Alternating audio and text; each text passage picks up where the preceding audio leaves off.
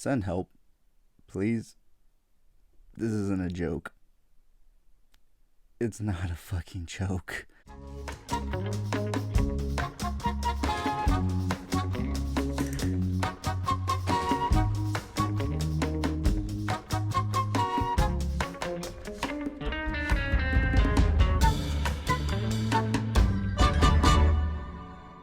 Welcome back to the CoolFigurez channel. I'm your host, Jesse the Bat Madrigal, aka the Buff Collector. The information on the channel is intended for adult collectors and not children. And welcome to episode 49 of Coffee and Toys, guys. Yes, episode 49. We are one away from 50, guys. So you know what that means. We are one episode away from the giveaway. And so far, the consensus has been a NECA Ultimate. So if you want something else as the prize, let me know down in the comments below, or else it will be a NECA Ultimate. So that will be running next week. So super excited about that, guys, but super excited about this episode. As you guys can see, I've been spending some money, and well, yeah, we'll talk about that when we get into this week's toy haul. Of course, we're going to talk about this week's Coffee and Toys Live, future Coffee and Toys Live guests, this week's toy news, and so much more. But first, if you're new, then welcome. This channel's all about cool action figures, analyzing them, hunting them, taking pics of them, and of course, playing with them. If that's your sort of thing, why don't you go ahead and hit that subscribe button? And while you're at it, why don't you go ahead and hit that bell notification icon so you stay notified when I do upload new content. If you do enjoy this video or any other videos that I put out, please remember to give them a thumbs up. It really helps the channel grow. With all of that being said, guys, once again, welcome to episode 49 of Coffee and Toys. So yes, guys, like I said in the intro, one episode away from episode 50. So let me know down in the comments below, what do you want for the giveaway? NECA Ultimate, DC Multiverse, Star Wars Black Series. Let me know. So far, we have NECA Ultimate is winning. So it's going to be anything in stock. So don't expect anything rare or hard to find, guys. But I will try to find something that is still a good figure and something that you guys are wanting and looking for. So super excited about that, but that will be next week, guys. So this week it's episode 49. So yeah, guys, it's been a busy week, as you can see. A lot of reviews, a lot of toy photography being done, and so yeah, I've got a lot of exciting, great stuff coming your way in the next coming weeks, guys. So definitely stay tuned. Definitely subscribe if you haven't already. But if you happen to have missed this week's Coffee and Toys Live, don't worry, it will be at the end of this episode. And this week's guest was none other than the fantastic toy photographer, Figure Fan Nate. He is a remarkable toy photographer over on Instagram. So if you haven't seen his work and you don't follow him, I highly recommend you checking him out over on Instagram. FigureFan_Nate. He's a great toy photographer. We had a great conversation about collecting, dioramas, mezcos, and obviously toy photography and so much more, guys. So definitely stay till the end of this episode so you can catch this week's Coffee and Toys Live. So coming up after this week, I am going to be talking with More Shots, another phenomenal toy photographer over on Instagram. However, some toy photographers have a broad range. They don't really put themselves in a niche, you know, though.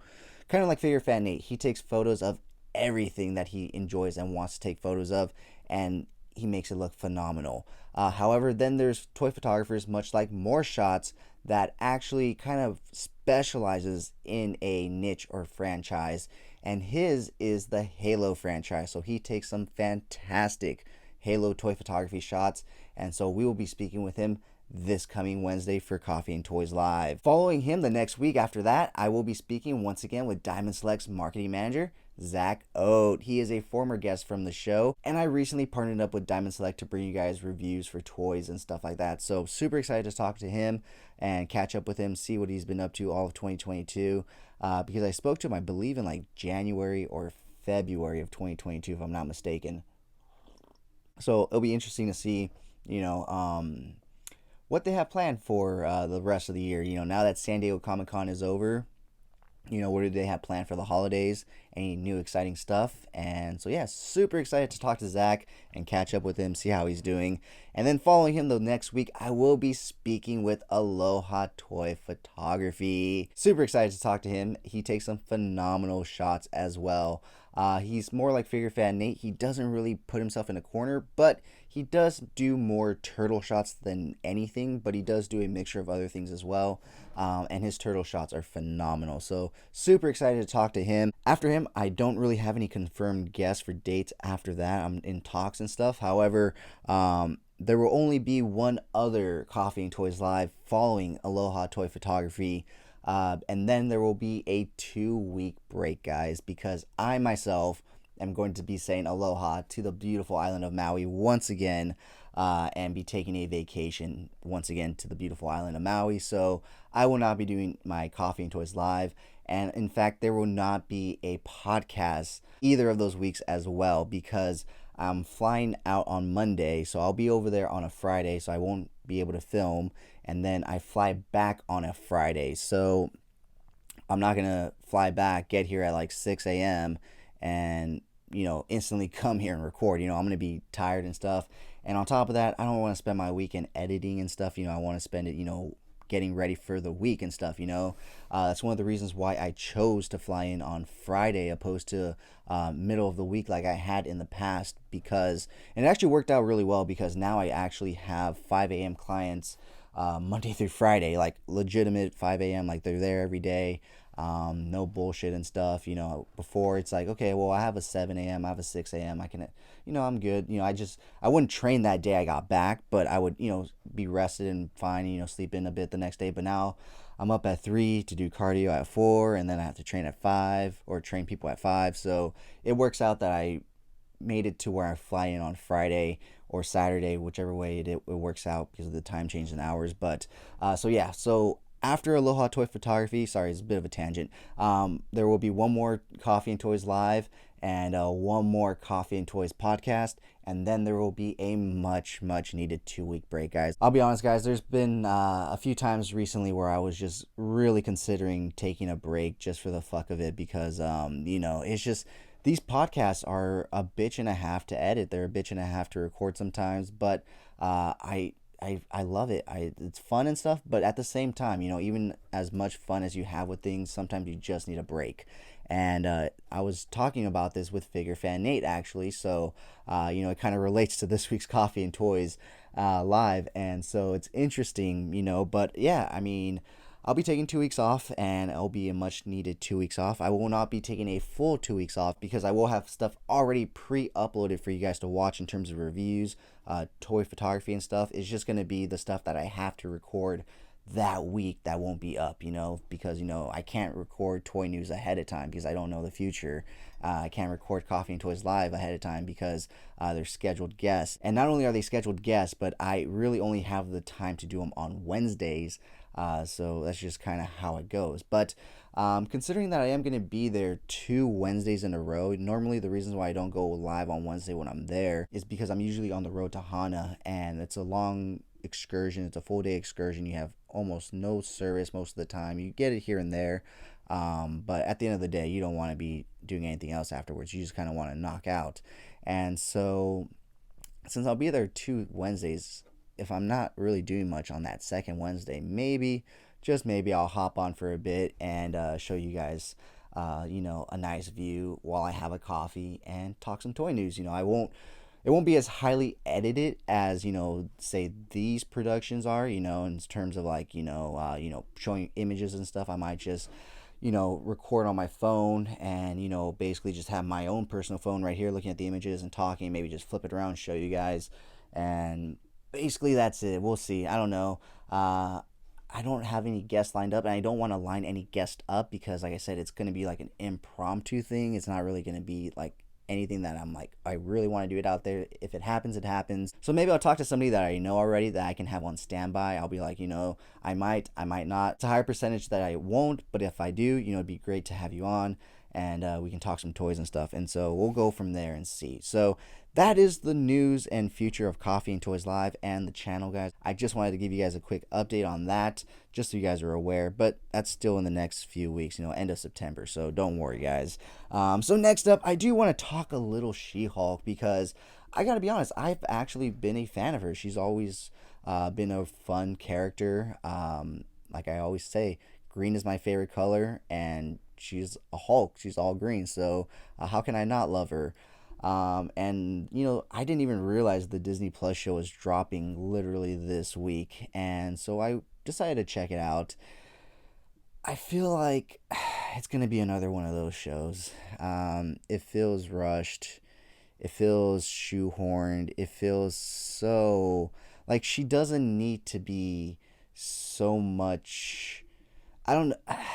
I feel like her origin was just rushed. Her origin was just rushed. Like they could have just spent the whole entire episode on her origin, and then the next episode, thrown her into her lawyer lifestyle instead of introducing us to her lawyer lifestyle and then being like, oh, by the way, this is how this happened. I feel like they could have really fleshed it out, maybe made the episode a little longer. That's another one of my gripes with these Disney Plus episodes, and shows is that they don't they don't give us much time. I mean, most of these episodes are maybe 30, 45 minutes long when, like, if you look at these higher end channels and productions that do these, higher end, like HBO and all that stuff, their shows tend to be like a minimum of an hour, like, and that's like the show itself, and then there's the credits. When you watch like a Disney Plus Marvel or Star Wars show, the last 10 minutes of that little bar, it's literally the credits.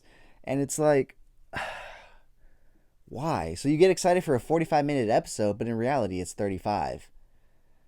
It's just like, why Disney? Why? And honestly, I'll give the episode a 5, maybe a 6. Like, it wasn't horrible, it wasn't great. It had times where I was like, oh, that's funny, that's great, ha ha ha. And then there was times where I was just like, oh, yep, there's Disney being Disney. And gonna be one of those shows. But I feel like they're trying a little harder to balance it, but they really need to pick and choose their actors, not the main ones necessarily, but like their extras and stuff, because their extras are just fucking awful actors. Any like non-main actor in these Disney Plus shows is just fucking trash. I'm sorry, but they're worse than, I don't know what it is, but maybe I don't know what it is, but child actors back in the day or younger actors back in the day took it seriously. Nowadays, they just want to be goofy and funny and TikTokers. Like, take a look at that guy from Boba Fett that did that whole spin. I'll try spinning. That's a good trick. And even like just any of those teenagers that portrayed those teenagers, their acting was just so goddamn awful. It was bad. It was bad, and they just keep trying to put these actual actors and actresses with these non TikToker people or influencers or whatever you want to call them, and it just doesn't work. Like, it just doesn't work. But I'm hoping that it turns around. I am very much into law and stuff like that, so I do like court dramas and all that stuff. So it would be interesting to see a superhero twist on it. And like I said, I've always been a fan of the She-Hulk character, so I don't want to see her done bad. That's one of the reasons why I was a little mad when I first saw that trailer and I saw how god awful the CGI was. I was just like, really, Marvel? Really? This is where you're gonna fucking cut corners? Like, honestly, like, in my opinion, I say cut the Miss Marvel show out, like, completely out of existence, and put that money towards this movie.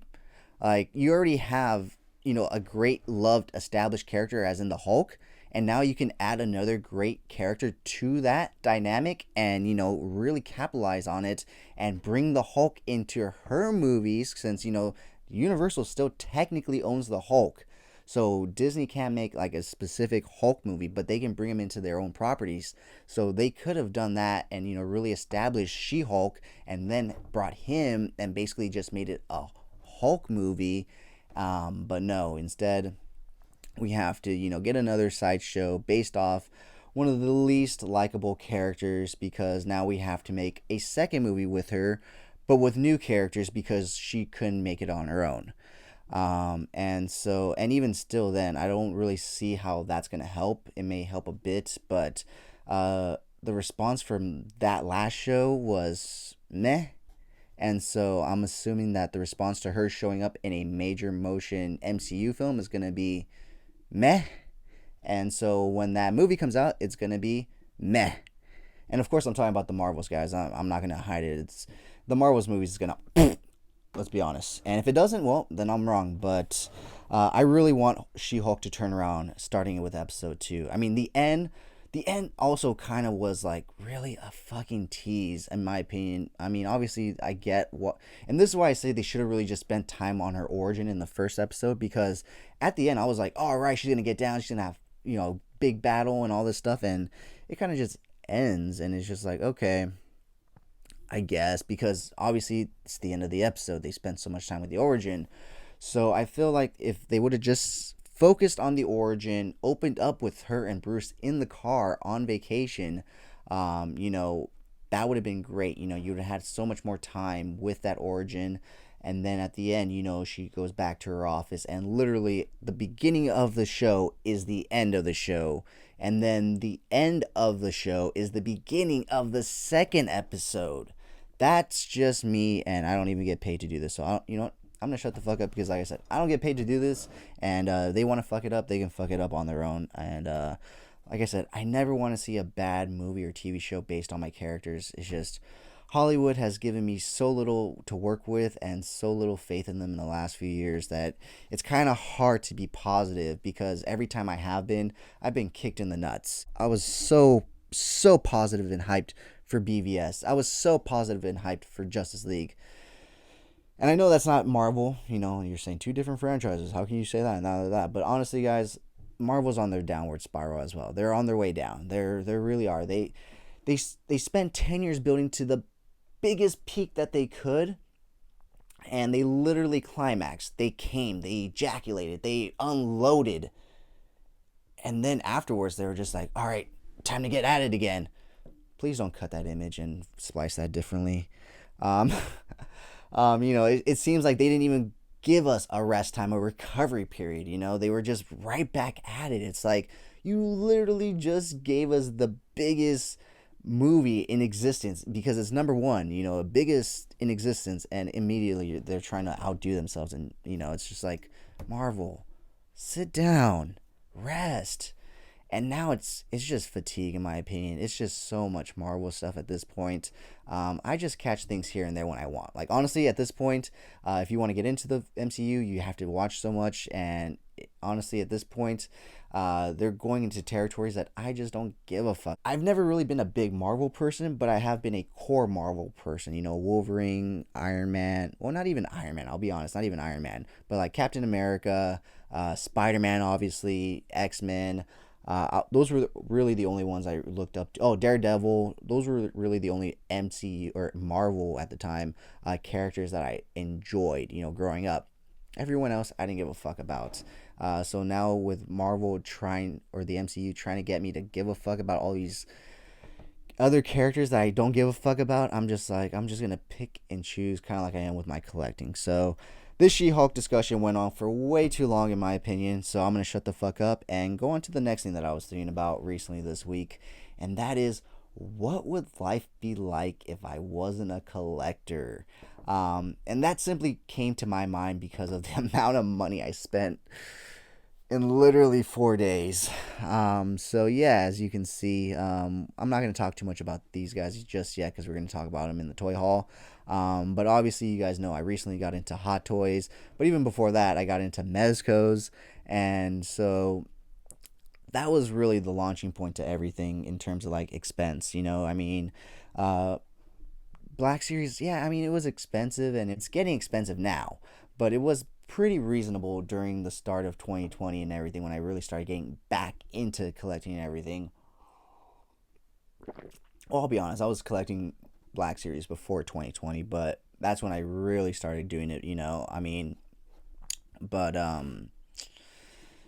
yeah, I was just thinking the other day, what would life be like? Not like, life be like, but like monetary wise, you guys know what I mean? I know you guys know what I mean. Like, how much more money would I have in my pocket if I didn't collect and do, certain other hobbies that, cost money and stuff, But then you also have to think, about what brings you joy, what brings you happiness. And if it wasn't bringing me joy and happiness, I can really consider this as, a conundrum and something that's like, fuck, damn, man, But the fact is, these things bring me so much fucking joy that I just don't give a fuck. Like, what the fuck would I have spent that money on? I mean, I calculated recently how much I spent in total of my recent Hot Toys collection, and essentially it amounted to a vacation to Maui or my collection.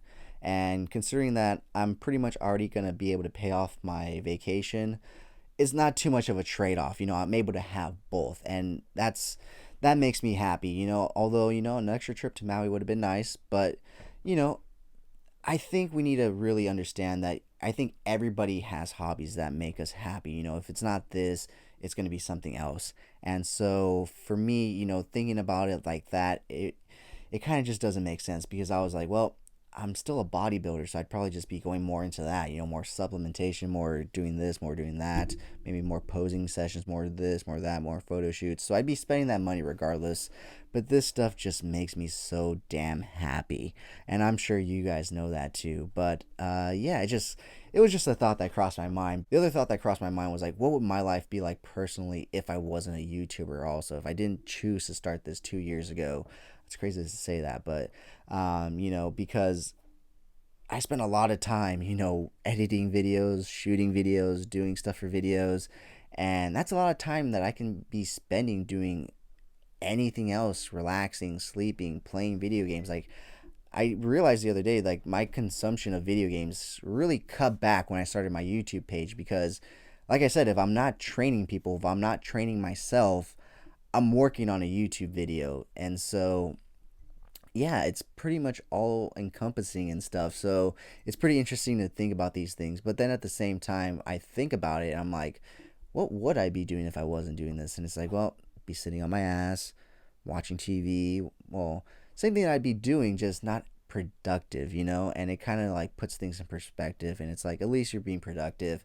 I watch TV in the background while I edit and stuff, and so it's like you're doing literally the same thing, you're just being productive and stuff. Your attention is just slightly askew. It's not that big of a deal. You would have been on your phone anyways, watching the movie here and there, so why not just be on your phone getting shit done to help you out and better, put you in a better position, because this channel has actually helped me in so many ways. I am now a fitness model, and I have a little more comfortability in front of the camera and stuff because of this channel. I recently got signed on to do a live stream because I have experience with this channel and everything. So establishing this channel has done a lot of great stuff for me personally. I've got to connect with some great toy collectors, toy people in the community. I've now been able to establish a partnership with Diamond Select toy company, which is incredible, phenomenal. It's something that I would have never imagined. It's incredible when you think about things like this and choices that you make in life and whatnot. So sorry if that got a little deep for you guys. Just wanted to get that off my mind and to put that out there. So with that being said, guys, why don't we go ahead and move on into this week's toy haul? And yes, well, yeah, and Croc too, but obviously these guys are the showstoppers right here. So like I just mentioned, I recently got signed on to be a live streamer on a brand new live streaming app called Pokecha. And so I have to live stream an hour a day at a minimum. And so I figured, why not go to Frankensons and have some fun, that would hopefully allow the hour to blow by pretty quickly. And it did. Unfortunately, every fucking time I go to Frankensons, I spend money. And it's not like $20 here, $30 here, or even $50 here. It's fucking money. And so that's why I try to avoid that place as much as I can.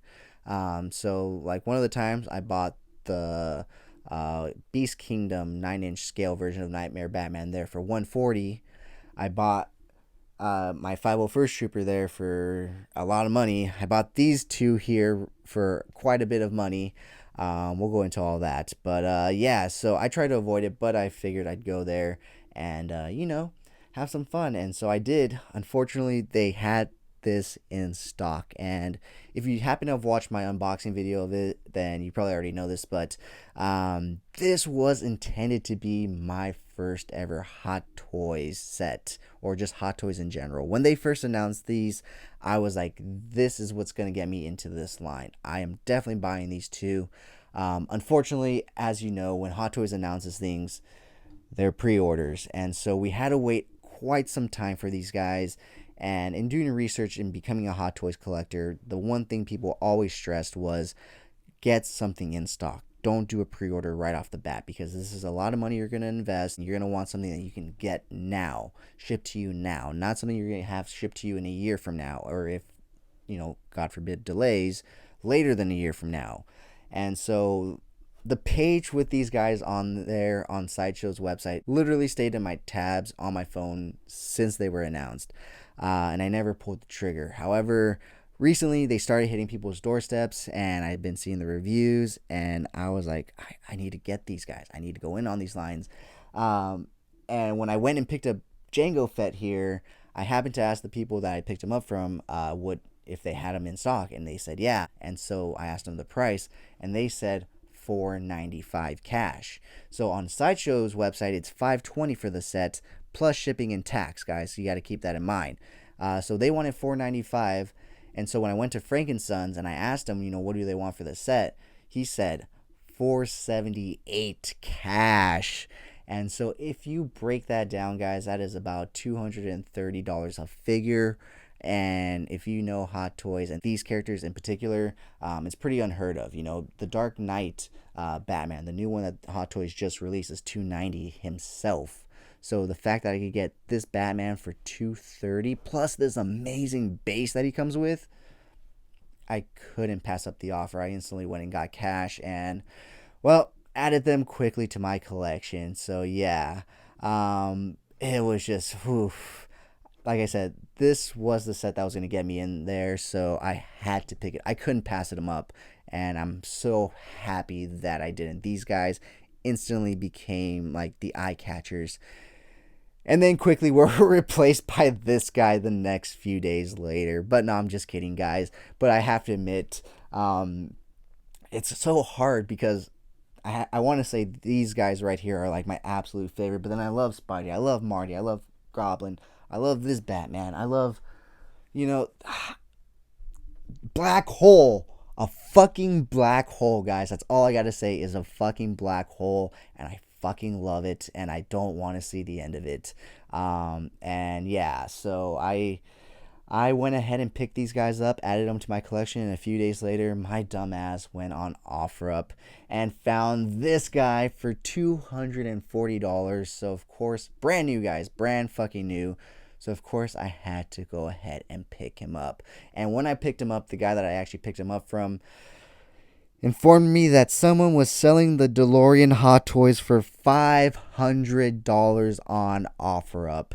And I was so pissed because I totally would have picked that up for that price.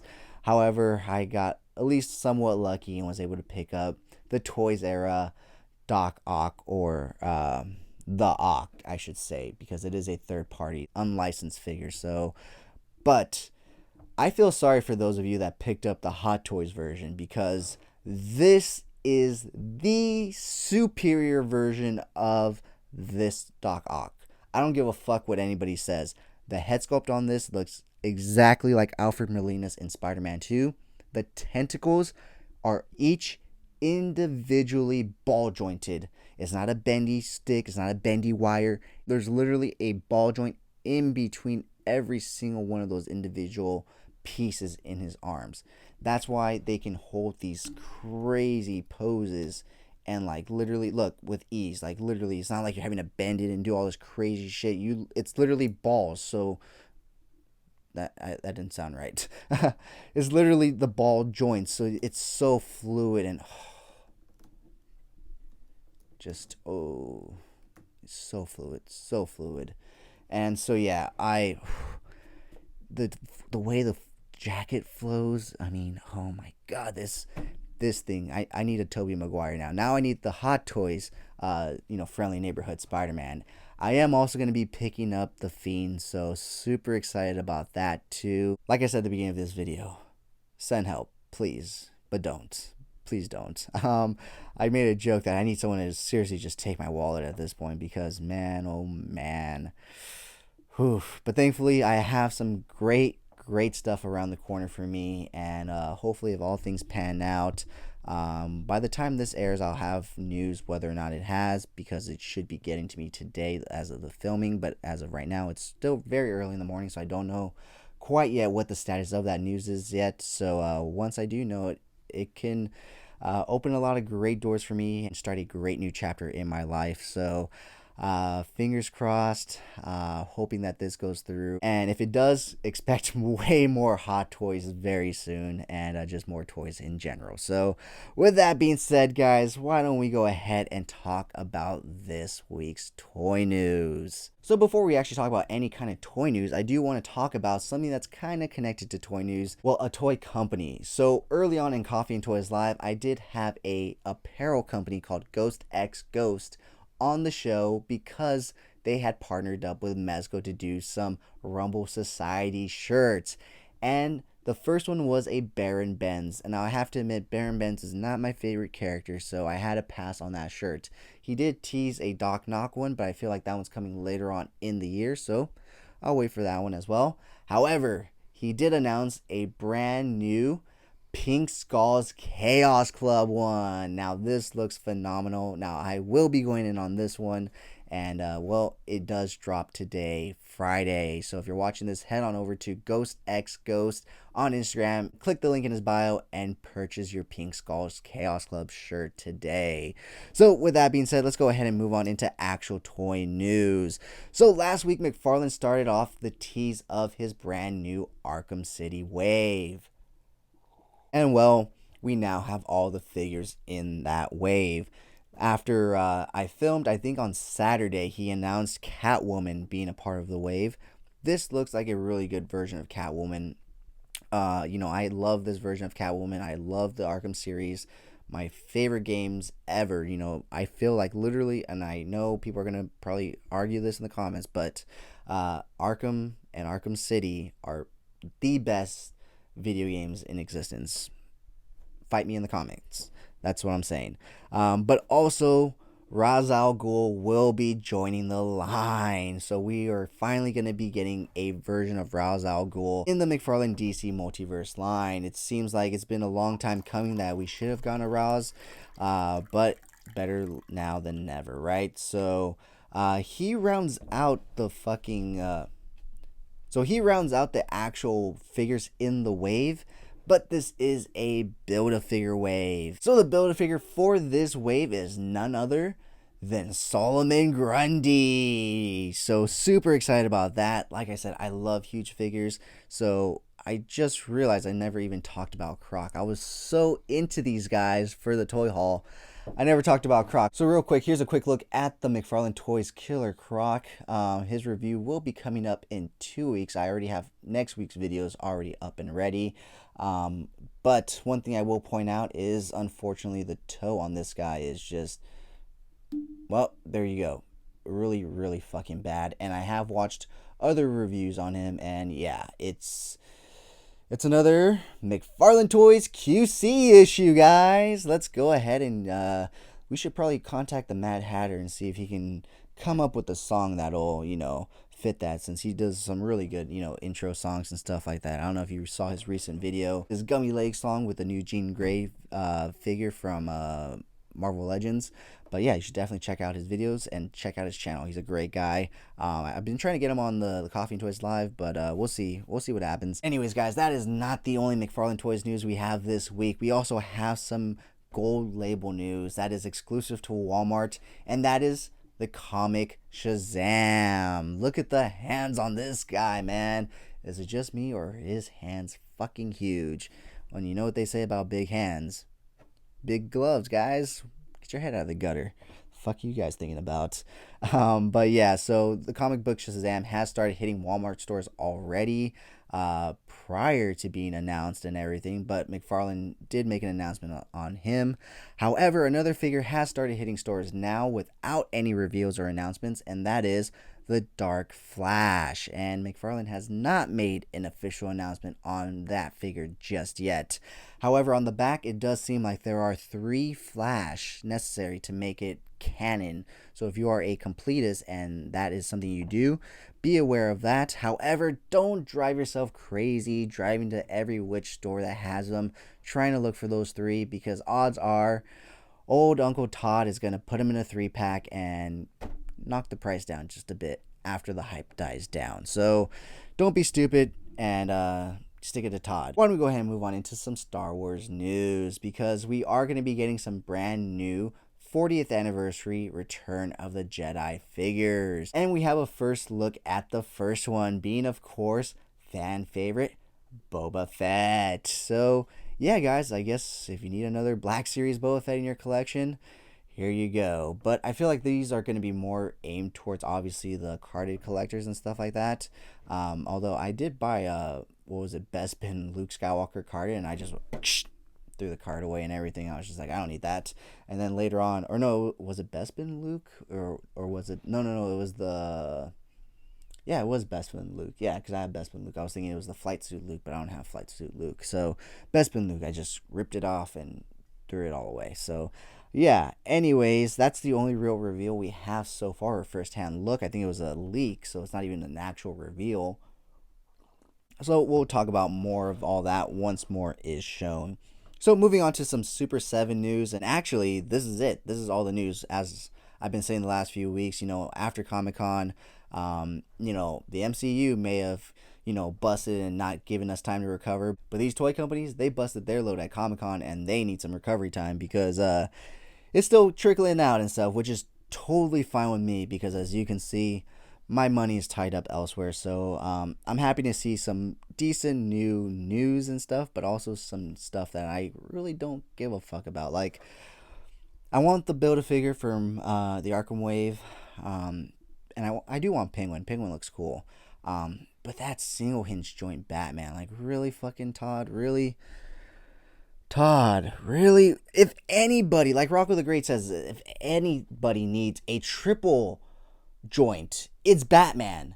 Give him fucking quadruple joints. Like, he needs them. But no, he's like, no, he just needs a single hinge elbow. It's not like he ever uses his arm to throw a batarang or to throw a punch.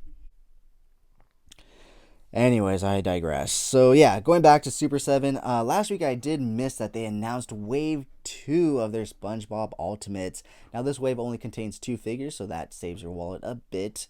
However, they are still, the typical Super 7 Ultimate price points. And we are getting Patrick and Squidward. Super awesome to see these 2 join the line and, complete the trio, obviously. It was kind of odd not seeing the trio in the first wave, but it's understandable. You want to get a main character plus a few other ones out there, test the waters a bit. So yeah, it's great to see that they will be joining the line, and SpongeBob will not be alone. However, once again, as with all Super 7 waves, we are getting more pre-orders before we actually get the first wave in, which is my own personal gripe with Super 7. I don't personally collect a lot of Super 7.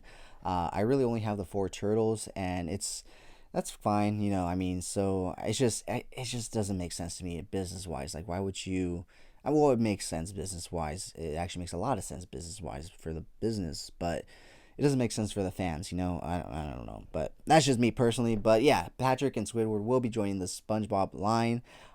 They did also announce last week a Ultimate Lemmy from Motorhead. Now this definitely excites me, because not so much because of Lemmy. Motorhead's great, don't get me wrong, and Lemmy's cool and all, but what other bands are they going to be doing figures from? They did announce that they are partnering up with the Sex Pistols. So maybe in 2023 we'll get the whole band. Who knows? Super excited about that though. So yeah, guys, but they couldn't just leave it at that. So this week we did get the announcement and solicitations for pre-orders of the Wave 8 TMNT figures. Starting off with Genghis Frog. This guy looks gnarly. But remember, these are based off the retro figures, so that's why these have slightly odder looks to them than, say, the new updated versions coming from NECA and stuff. We are getting a silver shredder, and I may actually be picking this guy up because I don't have a shredder, and I almost picked up the original release only to have a shredder in that form, and even still I was just like, it doesn't look that good, and I was really dragging my feet. However, this one, I love the metallic silver shine to it, so I will definitely be maybe potentially picking him up. Not for sure just yet. We will also be getting Robot Rocksteady. And last but not least, we are going to be getting another variant for the Turtles in the form of Raph the Space Cadet. Now that looks like a great figure as well. So let me know, are you guys going to be picking up this wave? Are you guys going to be picking up 1 or 2 or 3 of these figures? Let me know down in the comments below. But either way, that wraps up episode 49 of Coffee and Toys, guys. Now, obviously, this would have been a great toy haul for episode 50, but toy hauls are toy hauls. They're not planned. They're not scheduled. They're just stuff that I happen to pick up in that week. And it's looking like episode 50 may be an empty table, unfortunately. So we'll see, unless I happen to make some idiotic purchases, or if I get news of some good stuff and I can make a purchase and whatnot. So we'll see. But yeah, I'm pretty content with these guys. And that's the other thing, is like, I don't like making as much as fun as it is buying Hot Toys and stuff. I like to spread them out, only because it takes away. Like I said, I just got these guys and already this guy has my attention, and I just got this guy and already this guy has my attention. But I mean, it's all in my collection. But I guess the fact is, it just all makes me happy. I mean, I guess it's still all in my collection at the end of the day, so I get to enjoy it nonetheless. But I started to do the video and review picks for this guy also, so quite a lot to do for them, but I'm looking forward to that. And the other thing is, I may have to redo some of my shelves back here, because as you can see, I do have this empty space right here because these guys have already taken that space, so those guys will be going right there. This guy, however, has no spot. I do have him right here currently sitting on my Hawaii display, and I have to admit, he actually looks pretty good right here just as a centerpiece, because the tentacles and everything. But then he kind of hides my Hawaii display, so I may have to pick and choose and make a decision on whether or not this Hawaii display stays here, which is really heartbreaking for me, because I absolutely love Hawaii, and I love having something dedicated to it here in my room, in my collection, just as much as I do to all my other stuff. I'll pick Joker up later. So I'm going to have to really make some decisions soon and choose, but that will be coming soon. Don't forget, episode 50 is next week, so let me know, what do you want for the giveaway. But before we end this portion of the video, guys, I didn't mention it at the beginning because I totally forgot, but I do happen to have this week's unboxing. So I'm super excited to open this up, not so much for the figure itself, but for the Starro Build-A-Figure. This is the main body, so I'm super hyped to finally have this, so that way I can put the majority of Starro together. So last week we did Owlman, and he came with the arms, but now we have the full body. So it is Superwoman right here. So here's the front, here's the back. Let me go ahead and grab my handy dandy Batman unboxing knife right there, and let's open her up. Oops. So yeah, let's see. I'm really excited for this Starro Build-A-Figure piece, guys. Let's rip this open. Well, I was gonna resell her, so I'm trying not to destroy the packaging too much, but that's obviously an afterthought now. So let's go ahead and throw that there. Here is a tray shot of her. Here's a tray shot of her. Sorry, there's like some white thing on the back. I didn't know if it was like an image or something, but it's just extra cardboard. And here's a shot at... Oh, shit. Okay, so I can't take her off to show you the back just yet because I need to undo the Starro piece. So let me go ahead and do that real quick, so that way we can take a look at everything else. There we go. All right, here's the look at the base and the trading card. Throw that there. And now I'm going to cut this part so that way you don't have to hear all the crinkly plasticky stuff. So we'll be right back, guys. All right, guys. So here she is all out of the packaging. Now, she's not that bad, I have to admit. She's just not a character I really give a fuck about enough, especially to take up more space on my shelf as it is already that I am going to be downsizing my Mcfarland, collection. There's no point in adding characters and figures that I really don't necessarily care about or need. I will be doing a review on her though, but I won't be keeping her. So yeah, I'm basically just collecting this line for the Star Wars Build-A-Figure wave, or the Build-A-Figure figure. But yeah, she's not that bad of a figure. Here she is standing next to Killer Croc, who is technically a mega figure, which is debatable. I feel like he could have been thicker and stuff, but you know, like I said, it is what it is. But here she is standing next to him. So if I can get her to stand, that is, well, there's that. Oh, there. Okay, too much. There, that's good enough. She does come with the Starro piece or accessory right there, the little Starro one. And of course, the giant Starro Build-A-Figure piece. So super excited to put this together. I have him all up on a shelf right now, so I don't have all the pieces here currently. But when I do get that last piece in, best believe I'll be having everything here to put together. So with that being said, guys, that wraps up this portion of this episode's Coffee and Toys. Now stay tuned for Coffee and Toys Live. That is still coming up right now. But as always, thank you so much for watching this episode of Coffee and Toys. If you do enjoy this video, please remember to give it a like, share, comment, and subscribe. And if you can and want to help support the channel, please check out my Patreon link down below in the description. And of course, if you've made it this far in the video, type down in the comments below, idiot. For me being a complete idiot for buying these things so close together, but also I'm a happy idiot, so it's okay. Type down below idiot. That way I know you made it this far and you're enjoying the content. With that being said, guys, if you haven't already, please follow me over on Instagram at CoolFigurez. And I do have a separate Instagram account called Epic Shots by CoolFigurez, where I post my more thought out, planned out, more edited pics. So please check it out. If you like what you see, leave me a follow there as well. And if you happen to like unboxings, check me out over on TikTok at CoolFigurez. That's where I post all my unboxings. And if you haven't already, please subscribe to me here on YouTube at CoolFigurez. We are so close to 1,000 subscribers, guys. So please, if you haven't already, help me reach that goal and subscribe. With that being said, guys, let's go ahead and get into this week's Coffee and Toys Live.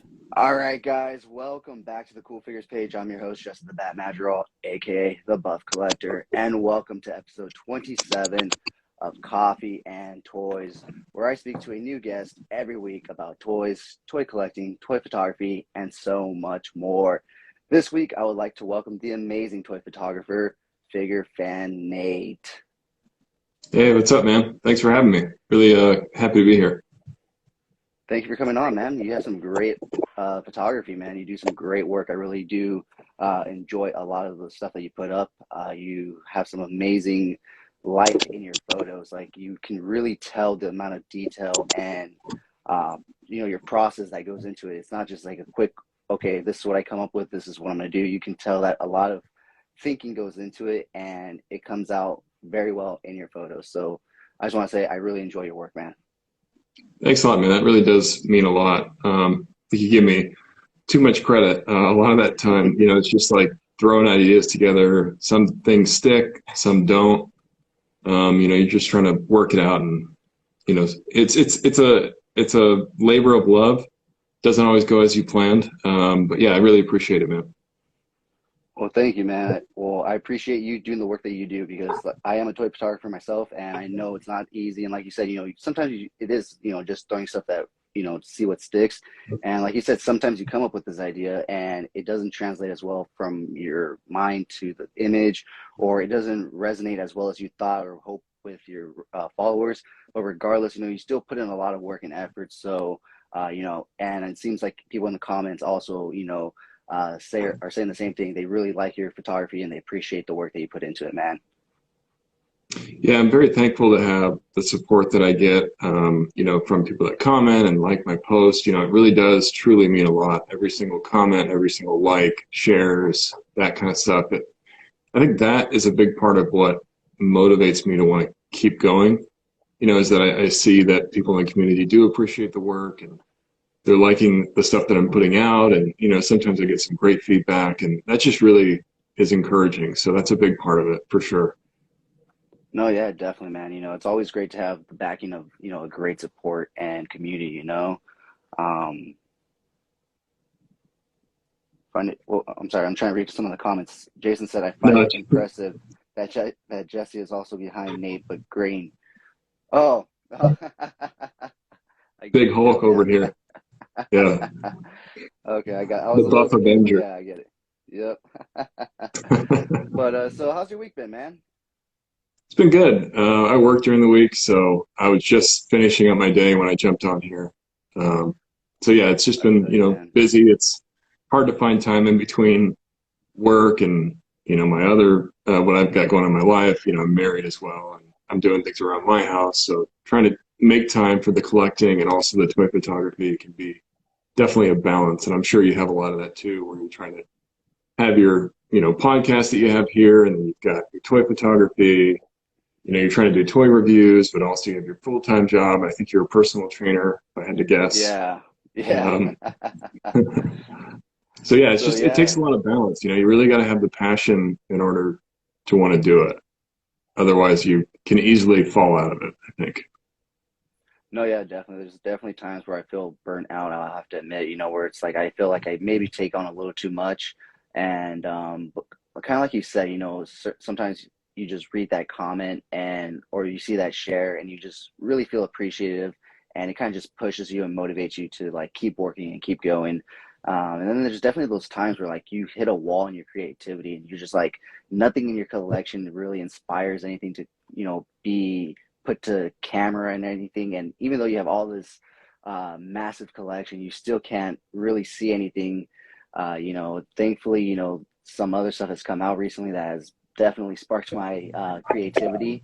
But yeah, like you said, you have to have a passion, and you're not always going to get the response that you want in your images. Sometimes you'll get 5 likes because of the algorithm, nobody sees it, but we're not really here doing this because of that. We're here because we enjoy playing with these toys.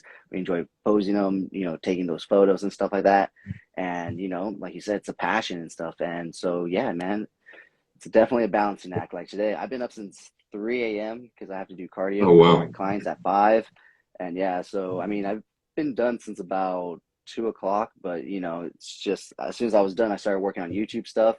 And next thing you know it, I'm waking up from like an impromptu nap, and I'm just like, oh shit, what time is it? Yeah, I mean, So that thankfully I 3 woke a.m., up on that's rough, time. dude. Yeah, that's, Yeah, you're yeah. definitely putting in the hours for sure. And it's hard to find, because I'm part of a podcast too. And, when you do these, you want to make sure that you're bringing that energy and that you Mm-hmm. feel, excited. And, obviously you're trying to respect the guest and all that stuff. But I understand that, after a long day of work, especially getting up at 3 a.m., you've probably been working out and, that zaps your energy and then you go into this. So, I mean, I appreciate you finding the time to do it. And I respect the hustle because I totally understand kind of what you go through. Well, thank you, man. I really do appreciate that. And yeah, thankfully today's my one rest day. Well, I get 2 rest days, today and Sunday. Oh, good. So today, that's why I planned my show today, because I'm like, okay, this is my most free day during the middle of the week, so I'm able to work my schedule around, my guests. I like to be as accommodating to them as possible. I've had shows during the day like at 10 a.m., 3 p.m. The average is around 5 o'clock, 5 to 7 p.m. and stuff like that. But sometimes some people have certain exceptions and stuff. Like when I spoke to some toy people in the actual toy industry, they're working their actual jobs, they're 9 to 5, so they're on Right. here during their jobs and stuff. So I'm having to accommodate that and stuff. So yeah, that's why, like you said, it's a balancing act. You really have to find what works and what, how you can do stuff and plan stuff out. And it's all about scheduling, man. Really, scheduling is all what it's all about. I have calendars everywhere. Yeah, it's true. It really is about the scheduling, though. You're right. I appreciated that you contacted me ahead of time and really gave me like an exact date because that helps me in my own schedule. But I'm sure for you, that helps with your organization. Like, okay, this week I've got this guy, this week I've got this guy. Hmm. And at least gives you the motivation like, okay, I've already planned these lives. I've got to commit to it. I don't want to back out of it. So I think the scheduling really helps push the motivation sometimes.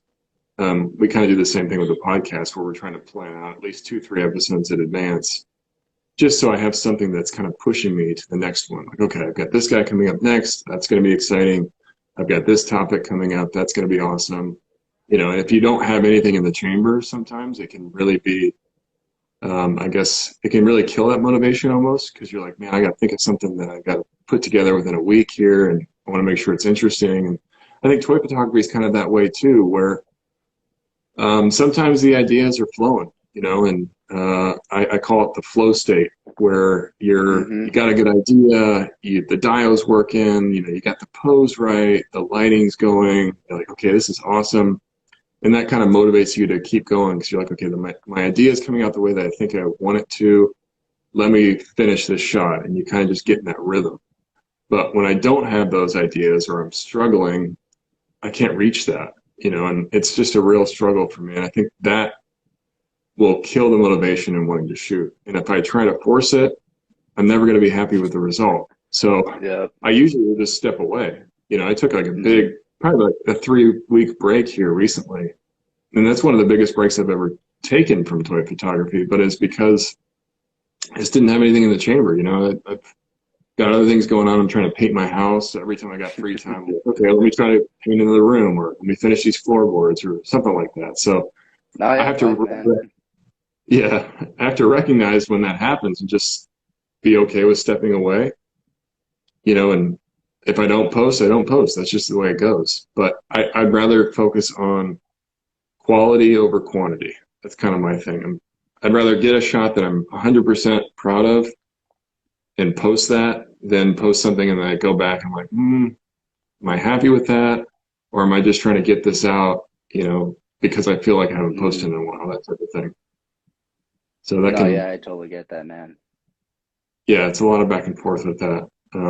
But yeah, if I'm not into it, I just can't get anything. I really can't. I have to have an idea set in my head. And a lot of the times with my shots, I'll start with like a pose. I'll get a pose that I like. Or, you know, I'll try to find something like, okay, I like this pose. How can I expand the idea? Maybe add something into the pose. Or how can I form a scene around this pose? So a lot of the time that helps me. If I get a pose that I like, then I can build a shot around that. Yeah, I can see that. Jason B. Michael says he understands the struggle. I think many people do. You know, I think as all toy photographers, you know, like you said, we have those stages where we just have all these great ideas and we're going and going and going. And then all of a sudden we just hit that wall. And it's like you said, you know, we kind of just don't have it in us. And it really shows when you just throw something up, you know what I mean? And you don't really put in that passion, you know, especially when you're at the level like, you know, where you established your own sense of style and everything, you know what your photo should kind of look like and everything. So kind of like you said, you know, there has to be a point where you step away and stuff. And it's kind of nice, you know, just stepping away, giving yourself a time to refresh. Maybe you'll go and watch some media and you'll get inspired, you know, be like, you know, I haven't watched this movie in a while. You watch it, like, oh, I have that figure. Let me go shoot him in this way. Kind of like you said, you know, start playing with the figure just in your hand, posing him up. You're like, okay, now I got to pose and now I'm going to build a scene around it. And, you know, so yeah, you know, I think stepping away every once in a while is good. You know, you need that break and, you know, that ability to breathe and stuff. You know, I feel like we've come kind of accustomed to having to like constantly upload and post. And, you know, there's only so much that you can schedule. You can't schedule creativity, you know, like reviews, toy news, you can schedule all that. But when it comes to your creativity, that kind of just comes and goes. It's not like you can be like, okay, well, next Thursday, I'm going to be really creative. I'm going to get a bunch of stuff done. I'm going to write stuff down. It's just like, okay, you can be in the middle of something else. And all of a sudden you have this creative thought and stuff. You know what I mean? So exactly. Yeah. And I love when that happens. Like if I'm in the middle of something else and all of a sudden a shot idea comes to my head, I'm like, oh man, that would be cool. You know, I've got like a notepad on my phone. So I'll go write down the idea in my notepad and then come back to it. You know, that happens a lot actually. And I think that's, like you said, you just need that natural inspiration. And I do the same thing where I'll watch an old movie or, you know, I'll watch something that I like or that maybe has some cool action. I'm like, I want to watch that action scene again, you know? And then I see a pose or I see them do something and I'm like, I want to try to recreate that. You know, you get a lot of inspiration just from pop culture in general, or if I read a comic, it's kind of the same idea. You know, if I see like a cool frame or the cool thing about comics that I always love is that those artists are always trying to frame these really cool scenes, you know? Hmm. So we'll think about kind of everything that's in the scene, you know, what's in the background, what is this character doing? What's that character doing? Is there something flying through the air, you know? And I think toy photography is kind of the same in that way, where you're trying to get as much as you can into the frame to try to build this complete scene, but also make it like tell some kind of story, you know? So I think comics and toy photography are very related that way, at least in my mind, you know, just from what I see in the different media. No, yeah, definitely, because I mean, we're both essentially trying to capture an image that, like you said, tells a story, you know, because there's no Right. motion, there's no way of, you know, telling our audience that story besides what they see in that image. You know, you see something flying through the air, so you know it's in motion, you know, something's happening that's, you know, exciting because there's stuff flying through the air, there's, you know, debris in the background, you know, this and that, you know, that, like you Right. said, it tells the story itself, kind of like in a comic book image. You know, there's a strip, you know, or a page, and it's like, you know, they're doing this, and then sometimes you flip through the next page, and it's literally a double page of just this epic battle and stuff, or this epic scene Yeah. of, you know, Spider-Man fighting the Goblin or something like that, and you're just like, wow, this is art. And just from that one image, you can see that they're fighting midair. You can see there's stuff blowing up in the background. You can tell that it's getting serious and stuff like that, and not a single put bit of dialogues in that image. You know what I mean? There's no word Hmm. bubbles, no nothing. It's just a beautifully drawn, most likely John Romita Jr. or John Romita image. You know what I mean? Right, right. Yeah, you can sit there and just stare at it. And that's one thing that I hope sometimes people are doing with my toy photography. I do that a lot with other people's shots. You know, most notably Jason B. Michael, who's in the chat with us. Mm-hmm. A lot of the times he'll make images that I just kind of sit and stare at, you know, like what's Mm-hmm. going on in the shot. Because I know he adds a lot of little things in the background that if you don't sit there and study it for a second, you might miss it. So I Mm-hmm. really like to kind of just study his work and what does he have going on in the scene? What are some other little elements he's added? I love using props, so I'll try to do the same thing where I'm trying to just fill out those empty spaces in a frame. You know, if I've got like a little emptiness up here or on the ground or something, maybe just throw in a beer can from that PSCC set, or you know, Yep. if I've got the band scene, I'll throw a guitar back in there just so that you have some extra equipment, you know, like my own room. If you look at my room, I got shit everywhere. So, you know, you Yep. know that, you know, people's rooms aren't always clean or a scene's aren't always going to be clean. So you want to maybe add Mm-hmm. some elements into it to make it a bit more believable. And, you know, just big shout out to you know, all the guys that are jumping in here. I've seen a couple people say hello. I'm not trying to ignore you. But, you know, No, I yeah. want to, Jason says he really likes your framing. He says it kind of captures that comic book framing. He always enjoys seeing your palette and framing when those are the main subjects. When he's talking about your Batman and your Miles Morales photos. thanks a lot, Jason. That does mean a lot, man. Batman's definitely my kind of like go to a lot of the times. I just have so Mm-hmm. much love for the character, and I feel like I've seen so many scenes, both in comic and movies and TV shows of Batman, that the inspiration for that sometimes I want to say can kind of be a little bit easier just because I have so much to pull from my memory. Mm-hmm. So that's sort of what I go to a lot with Batman stuff. It's just things that I've seen, things that I know that I want to recreate. But yeah, that means a lot, Jason. Thank you for saying that. No, yeah, that's great, man. I feel the same way about Batman. You know, he's my personal favorite superhero and everything too. So yeah, he's my go-to whenever I need to look for inspiration and stuff. He's usually the first figure I'm looking to. I'm just like, okay, who can I pair him up with? Who can he fight up against? Because I mean, you could always have Batman fighting up against anybody. I think that's a great thing about him is like he's Right. he's one of those superheroes that like he can beat up Predator, he can beat up Xenomorph, he can, you know what I mean? Like it's Yeah. he's just one of those superheroes. And like you said, then you also have that own personal knowledge of just his own backstory, lore, and all that other stuff that you can pull from and stuff. And nowadays we have so many great Batman figures, whether it's from Mafex, Mezco, Mcfarland. So you can really mix and match with all of that stuff. So That's yeah. true. It's a character that you see actually do a lot of different crossovers, a lot of the ones that you've talked about. You know, he fought Predator at one time in the comics. He's teamed up with the TMNT. You know, Mm-hmm. he's popped into a lot of other different universes. So I think it's cool when people mash him up with different characters because it kind of works. You know, he's at the end of the day, he's kind of like a cop.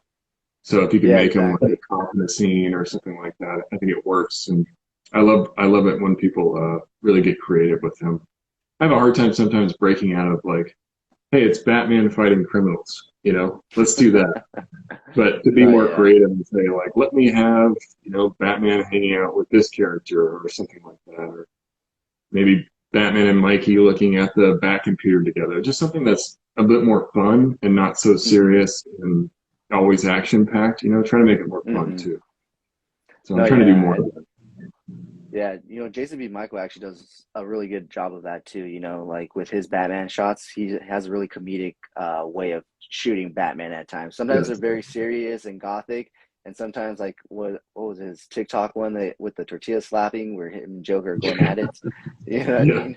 So creative. So creative. And Exactly. then you did Yeah. the Salt Bay one, you know, Yeah. it was Yeah. just Yeah. freaking awesome. It's one of those I things that never. you see it and you kind of like, man, I wish I would have thought about that.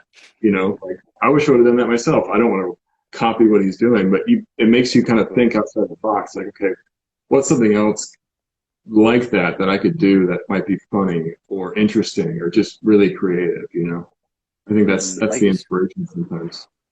Yeah, like you said, kind of just get out of that box of that seriousness, kind of pair him up, have a fun time with him, because at times, Batman can be lighthearted and fun. It's just not as often as his, brooding and grimacing times. Right. Yeah, he's got other sides to him too, but a lot of people like to focus on the serious, which it makes sense because a lot of the media that you see around Batman is him, you know, kicking somebody's ass or doing something crazy, you know, but I think when you bring out a different side of the character that people aren't used to seeing as much, it kind of makes it a little bit more enjoyable. Because No, then yeah, they definitely. can maybe relate to it a little bit more. Like, hey, Batman's funny too, or he does his own thing too, you know, not just Hmm. all serious all the time. Exactly. Jason says that you seem to have unlocked something different, or yeah, something different in your work with the Conan figure. He really enjoys your shots with those. Oh yeah, thanks, man. Yeah, about a year ago, I got pretty heavy into Mythic Legions. And with Mythic Legions also kind of came Conan because the universes really, I feel, go really well together. Similar. Hmm. Yeah, and I got the Conan figure in, and it wasn't something I was as used to. Same thing with the Mythic Legions. Not as Hmm. used to shooting like, you know, medieval type scenes or kind of that mythic and fantasy stuff. I really enjoy it personally. I'm just not used to really shooting it. So I Hmm. think with Conan and with those legions, I really tried to push myself maybe out of my comfort zone a bit and create a scene that's a little bit different than what I'm used to doing. And I think that's, you know, for toy photography, that is part of it that's really enjoyable. Is like, okay, I can go back to what I'm used to and what's comfortable, but Hmm. maybe try to do something that is challenging, that gets me out of my comfort zone, but I can add another tool to my tool belt. Like, okay, I've done that too, or you know, Hmm. I've done a scene like this. It's it's a lot of fun. I think being able to discover new figures that way. And my collecting has changed a lot over the years, so I'm trying to focus a little bit more on different things and not so much just DC or Marvel all the time. But yeah, those Conan and Legion shots were just me trying to do something different and just get out of my comfort zone. So I'm happy that he appreciated it. It means a lot. Well, it seems like other people really do appreciate him too, because the Mythic Legions man himself, Trevor, 1/6 shooter, says he loves what you do with Mythic Legions. So it seems like everybody's in pretty well consensus that you do some amazing work with those figures, man. Thanks a lot, Trevor. Yeah, and Trevor's a big reason why I think I got into the line too. Just seeing his work. He's a big promoter of legions and just what you can do with them. And I really started getting sold on just seeing what he can do. And a lot of the people in the community, and those figures are really fun. I don't know if you've ever collected a Mythic Legions figure, but they're a lot I different. haven't. They're really cool, man. One thing that Trevor did, I'm part of the Mythic Legions Cabal, which is a group of collectors on Facebook. Hmm. And within that, they sometimes will do these contests. And one of the contests that they did was called a pop and swap contest. The cool thing about Legions is that you can remove a lot of their parts really easily. So you Hmm. can pop off part of the leg, or you can pop off, you know, a forearm or the upper part of the leg or a torso, or switch the heads around. You know, I can make really whatever custom figure that I want out of the Oh legions. wow. So when you are collecting it, you're like, okay, I want to get different varieties of these legions so that I can pop and swap and make a bunch of different custom figures. It's a really cool thing. It's like I'm not a customizer by any means. I don't paint, I don't sculpt, I don't know how to do any of that stuff. But with the legions, it's maybe a bit less intimidating because I can just heat it up, pop off a leg, put that leg on a different legions. How does that look? Do I like it? Do I not like it? And then kind of just experiment. It's a really cool line for that, and it makes it a little less intimidating to customize and kind of do your own thing. So I highly recommend it if you haven't checked them out. Just get one, see how you like it, and maybe experiment a bit. They're pretty fun. Oh man, I've seen them before and I've been interested in checking them out. That's just another rabbit hole that I'm afraid that, they sound really cool and I'm afraid to go down that rabbit hole. Only because Yeah, I feel like I'm gonna be buying them and getting sucked in and oh man. it's totally true though. I mean, to Jason's point, it opened I was gonna Pandora's say, yeah. box. I was gonna say Jason It agrees really with did. me. Yeah, because I have a problem that when I start getting into a new line, I really start getting heavily invested. So, like what else can I get in that line to expand? So I had to kind of refocus my collection a bit, like not just adding another line, but let me get rid of some Mhm. stuff so that I Oh, I maybe feel a understand bit that. better about getting these. Yeah. Oh, oh yeah, I understand that. Jason says Trevor makes him want Hot Toys and Legions, but he doesn't want to end up sleeping in his car. Yeah, Hot Toys, luckily, I've stayed away from, but I've been very, very tempted many, many times. But I've stayed away from it so far. I really try to stick with 112 scale, even though Hot Toys are amazing, and I'd love to have some. I don't want to open Pandora's box because I'll want more. I know I will. Yeah, I unfortunately made the mistake of being tempted to just sneak a peek at Pandora's box, and there's no peeking, man. You open it just a crack, and all of a sudden, next thing you know, you have 10 fucking Hot Toys within a week, and you're just like, how? How? And it's just ridiculous. I literally just bought the Batman and Superman Nightmare pack from Zack Snyder's Justice League, and Nice. I'm literally in talks to get the toys there, Doc Ock Spider-Man 2 one now, and I'm just like, someone just needs to take my wallet away and just bury it for a while. You know what I mean? Because these Hmm. things literally, it's not even a rabbit hole, it's a black hole. It literally just sucks you in, you know what I mean? Because yeah, they are amazing figures, they're beautiful. Hmm. But yeah, they are pricey and stuff. But thankfully, like if you know how to find them and stuff, you can get some pretty decent deals on them. But yeah, definitely pricey, but beautiful figures at the same time. Yeah, I'm definitely jealous of you for that Nightmare Batman and that black suits. I was so tempted to get that. That's one of those that I had in my cart on Sideshow, and then I told myself, no, I can't do it, and I put it back in the cart. No, I can't do it. Now that it's releasing, I'm like, man, I kind of wish I would have maybe done that because if I'm gonna have at least one hot toy or two, those would be two Mhm. characters I would love to have. And I was a big fan of the Snyderverse version of Justice League. And I've got the 3-pack from Mezco's coming, so that's about as close as I'll get to those hot toys, I think. Yeah, I have that 3-pack on order too. But yeah, it's the funny thing that you mentioned that about this 2-pack because this 2-pack was technically supposed to be my first Hot Toy purchase. Like when they announced it, I was like, okay, this is what's going to get me in the line. Like you said, if I'm going to have any Hot Toys, it's going to be these two, Nightmare Batman, Black Suit Superman. I love the Zack Snyder cut. Um, the only thing is, like we know, whenever I was going to say Mezco, but whenever Hot Toys announces a reveal, it's always a pre-order, and that window's always for a year. So, Yeah. like you, I literally had it like the page on my phone open since the announcement, like just sitting there waiting for me to just hit, add to cart and buy. And I was just like, no, no, because on Sideshow it's $520, so it's not a cheap set. And so it was just Yeah, like, okay, spendy. no, no, yeah. But I recently got into them, and next thing you know, I came across them this weekend at Frankenstein's. I made the stupid decision to go to Frankenstein's just to walk around and see what's around. I was like, oh, I just want to see what's there. $178 for this set. Did I lose you? Wow. Are you there? You paid 400. Yeah, sorry. Am I cutting out a little bit? Yeah, you're. Can you hear me okay? Oh, you're cutting out just a bit now.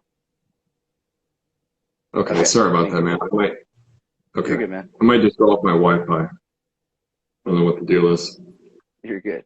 But yeah, you said you got it for 400 and it retailed for like 575. If retails for 520, I got it for 478. Oh, So a wow. little cheaper, minus tax and shipping and everything. So I was like, you know what? This is the cheapest I'm going to find it. The cheapest I'm going to get it. And when you break it down, it's Yeah. like 230 a figure, which is pretty unheard of with these kinds of figures. So I was just like, you know what? Just take my money. I was just like, just go. It's Let me hard to just say go. no to a good deal, especially with something that you know is more Yeah. valuable. And hot toys are going up, in price from what I've seen. And I think it's also like a pretty safe investment. It's one of those things that if you decide to get out of it, I don't think you'll have a hard time Hmm. recouping your money back. And that's what I view Yeah, about no, Mezco. It's definitely. not that I'm trying to do it for profit, but it's just like, with a Mezco, it's easy to get the retail price back on that at least. So I know that Oh, if yeah. I want to get out of it, I can make my money back. It's not totally a lost investment. But a lot of the times toys are, there's not a whole lot of appreciation in toys. It's pretty rare.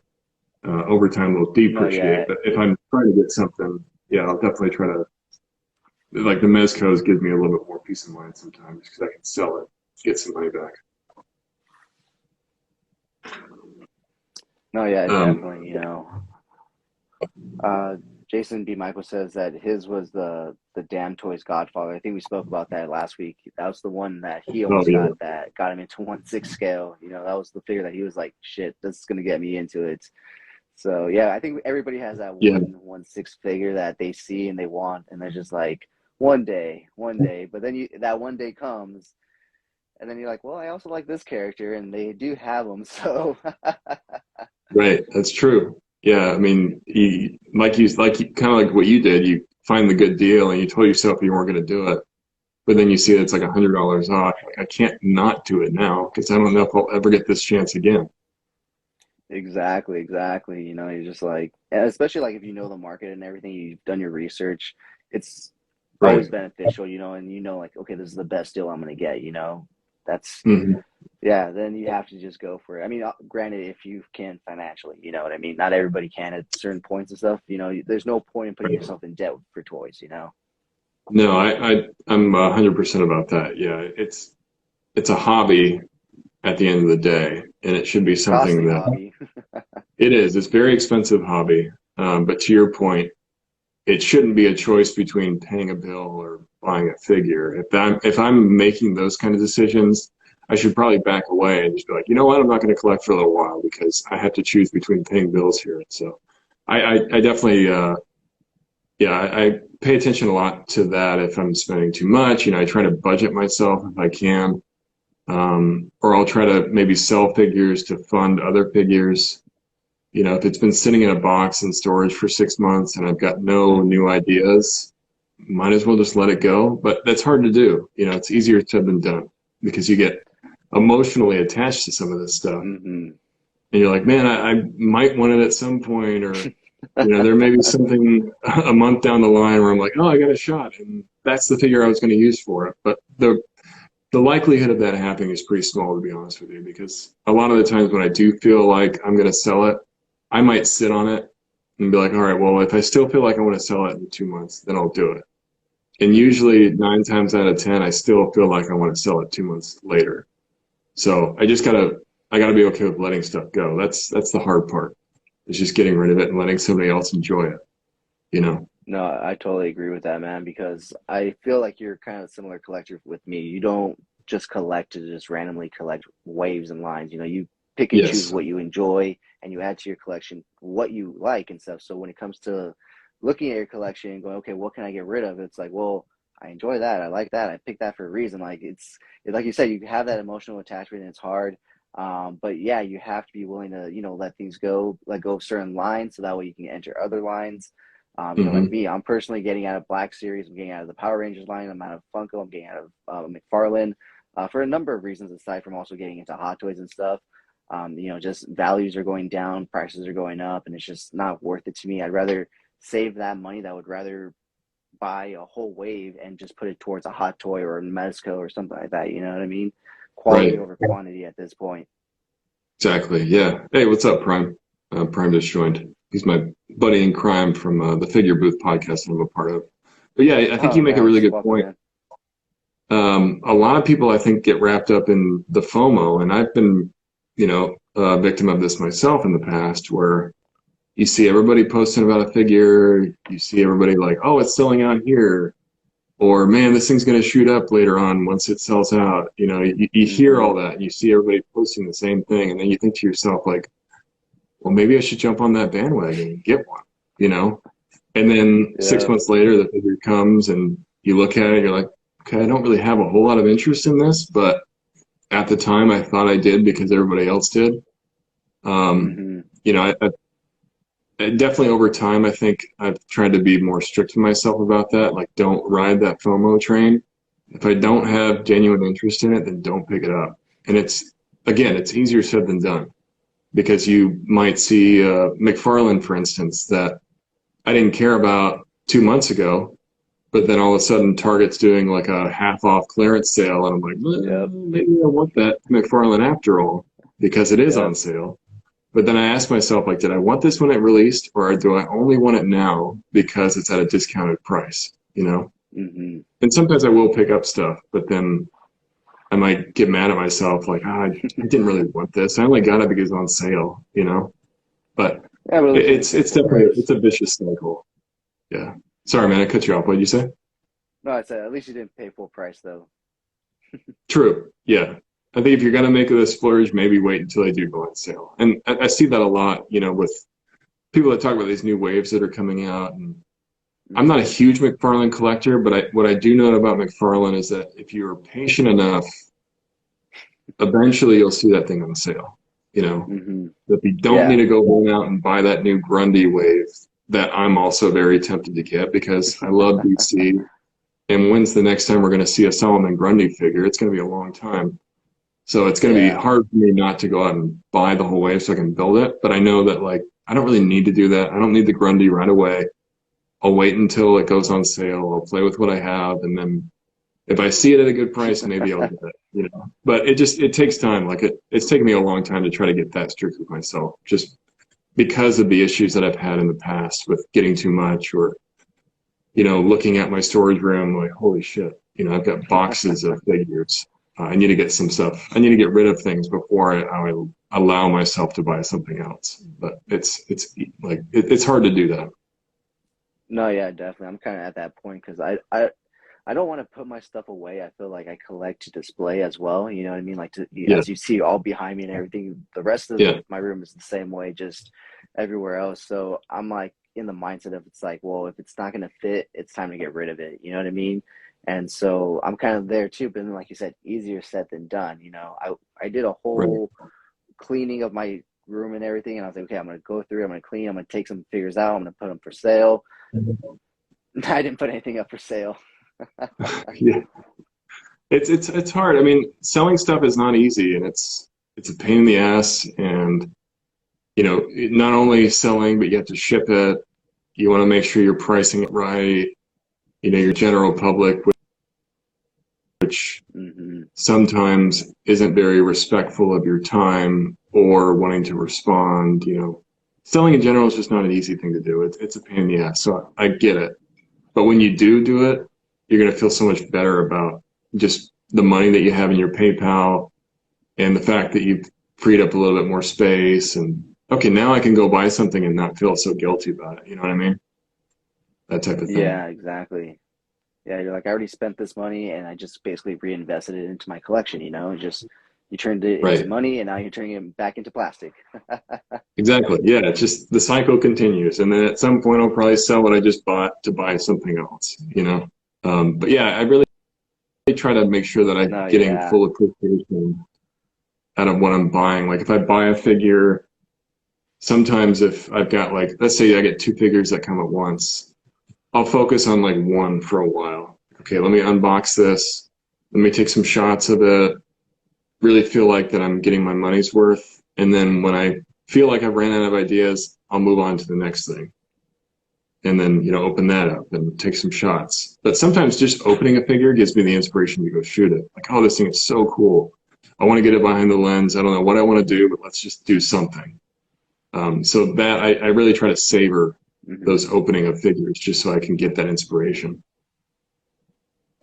No, yeah, definitely. I think that's one of the best times, like you said, when you open up the figure and it's the first time you're messing with the articulation, putting it in different poses, and like you see that shot starting to build in your mind. Okay, it can actually do this. Well, then I can do this shot, or I can do this shot. You know what I mean? Right, exactly. So, Jason asked a question. What's the yeah, figure that I have the most, that gave me the most go ahead. FOMO? I was gonna say the question. Sorry, man. I'm doing your thing. Yeah, you're good, man. The set that gave me the most FOMO, I would say the original Pink Skull set. Yeah. Yeah, at the time I was collecting Mezco and I was really heavy into the comic stuff. I picked up the Agent Gomez, but I wasn't full into Rumble Society. And at the time, I think that original Pink Skull set was one of the most expensive sets that Mezco had done. It was like $225, which now when you think about Mezco, you're like, oh, they've done stuff like that before. But back in the day when Pink Skulls were released, they really had never done a 3-pack like that. So that was a lot of just throw down at once on a Mezco set. So I thought to myself, like, I don't really need it. I may not get heavy into Rumble Society. And then sure enough, I think people get them in hand and they look so much, so fun. They come with so much stuff. And I always had just regrets about passing that up. So I was so thankful that they released them again. And I made sure not to pass up this time because it was such a cool set. And I'm very happy I did because the Pink Skulls are just a ton of fun. But yeah, that's one that gave me a lot of FOMO. I think I have to agree with you on that one too. I wasn't collecting Mezco at the time, so I never even had the opportunity to pass on it or anything. I saw them afterwards. I saw all the fun people were having with them, and I was like, well, who's this? And then I realized that it was Mezco, and then I realized it was Rumble Society, and next you know what, I'm buying Gomez, Black Skulls, and now I have a bunch of Rumble Society members and everything. Yeah. And yeah, I got the new Pink Skull set because I was not going to pass up on that this time.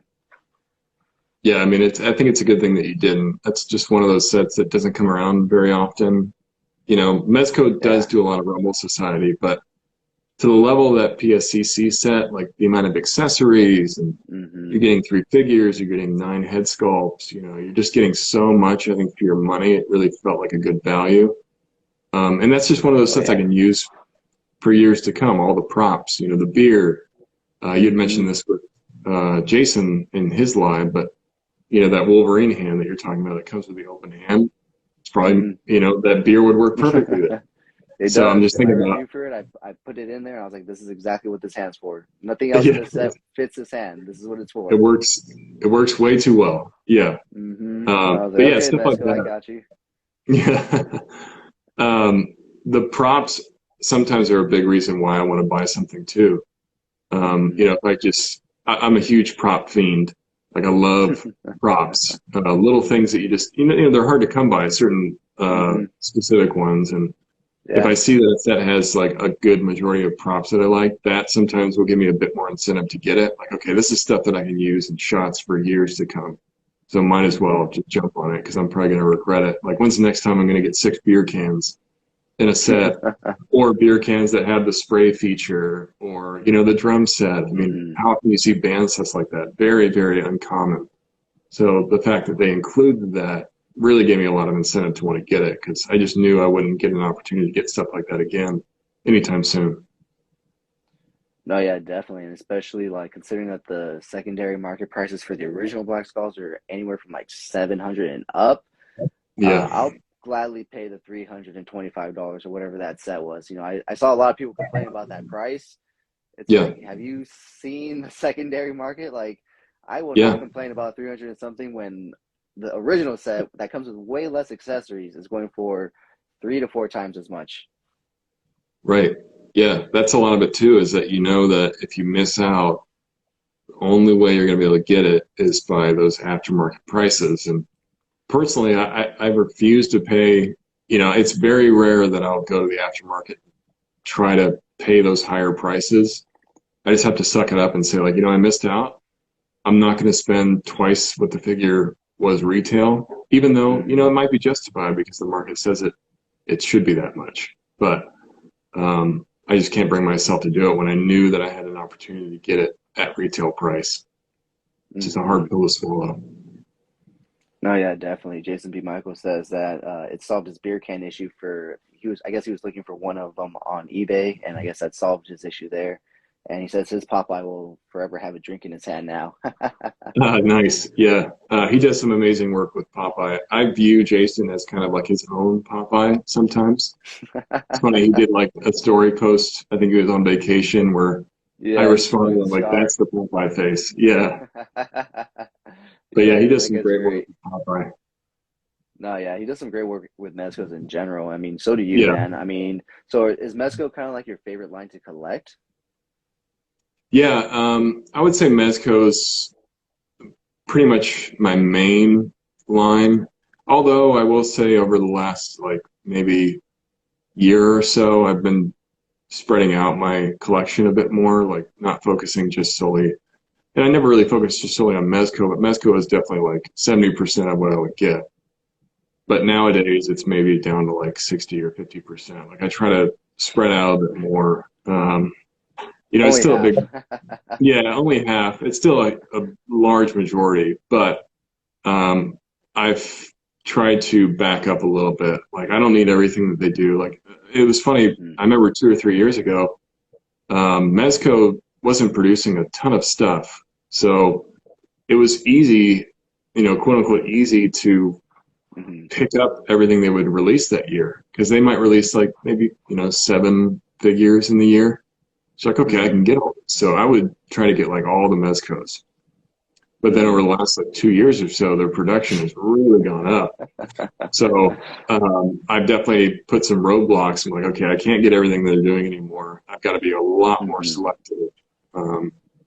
So I really try to focus on things that give me some initial inspiration, or I just have a personal, want for that, or I just have a personal connection with what they're doing. But yeah, I mean, Mezco is still to answer your question, Mezco is still a large majority of what I collect. Yeah, for sure. Yeah. Yeah, as soon as I discovered Mezco, I went head first into that rabbit hole right there. Yeah. So do you prefer more of their... Oh, I'm sorry, go ahead. No, go ahead, man. I'm sorry. No, go ahead. Finish your thought because I was going to ask a different question. So go ahead. Yeah, so like we were talking about hot toys, I feel like in the 1/12 scale, Mezco is basically like a hot toy in that scale. So if I can't get the 1/6 figures at Hot Toys, I'll go with Mezco. 12. Right, exactly. Yeah. Because at that scale, that's one of the most premium lines you can collect. And, I love the soft goods. I know some people say they don't like the soft goods. They're afraid of it. But you just don't find that in that scale. And it really adds to the, for toy photography, it's really nice to shoot, and it really adds to the realism of the scene, and just having that really upped. I remember when I started shooting, when I first started shooting, or when I was collecting, before I started considering toy photography, I remember I'd shot a couple of just fully plastic figures, and then I shot a Mezco. It really struck a chord in me. I was like, wow, this is a lot different. It looks a lot more realistic. And that's what's really kept me around with that line, is that they just do, yes, the delays suck, and there are a lot of them. And, somebody had mentioned this, but they have a lot of figures that are on the back burner or haven't come out yet. So that I get is hard. But man, when you get a Mezco in hand, they really impress you. Like that Wolverine. It's got this Wolverine recently. And it blew me away how good this figure is. They just really did a good job. I hope they reissue a lot of their newer, or a lot of the older comic stuff, like they have been. Like Wolverine, he's a reissue of the original, and just in an updated body and new heads. And now they're doing that with Superman. I think they'll continue to do that. At least I hope they do with some of their older releases.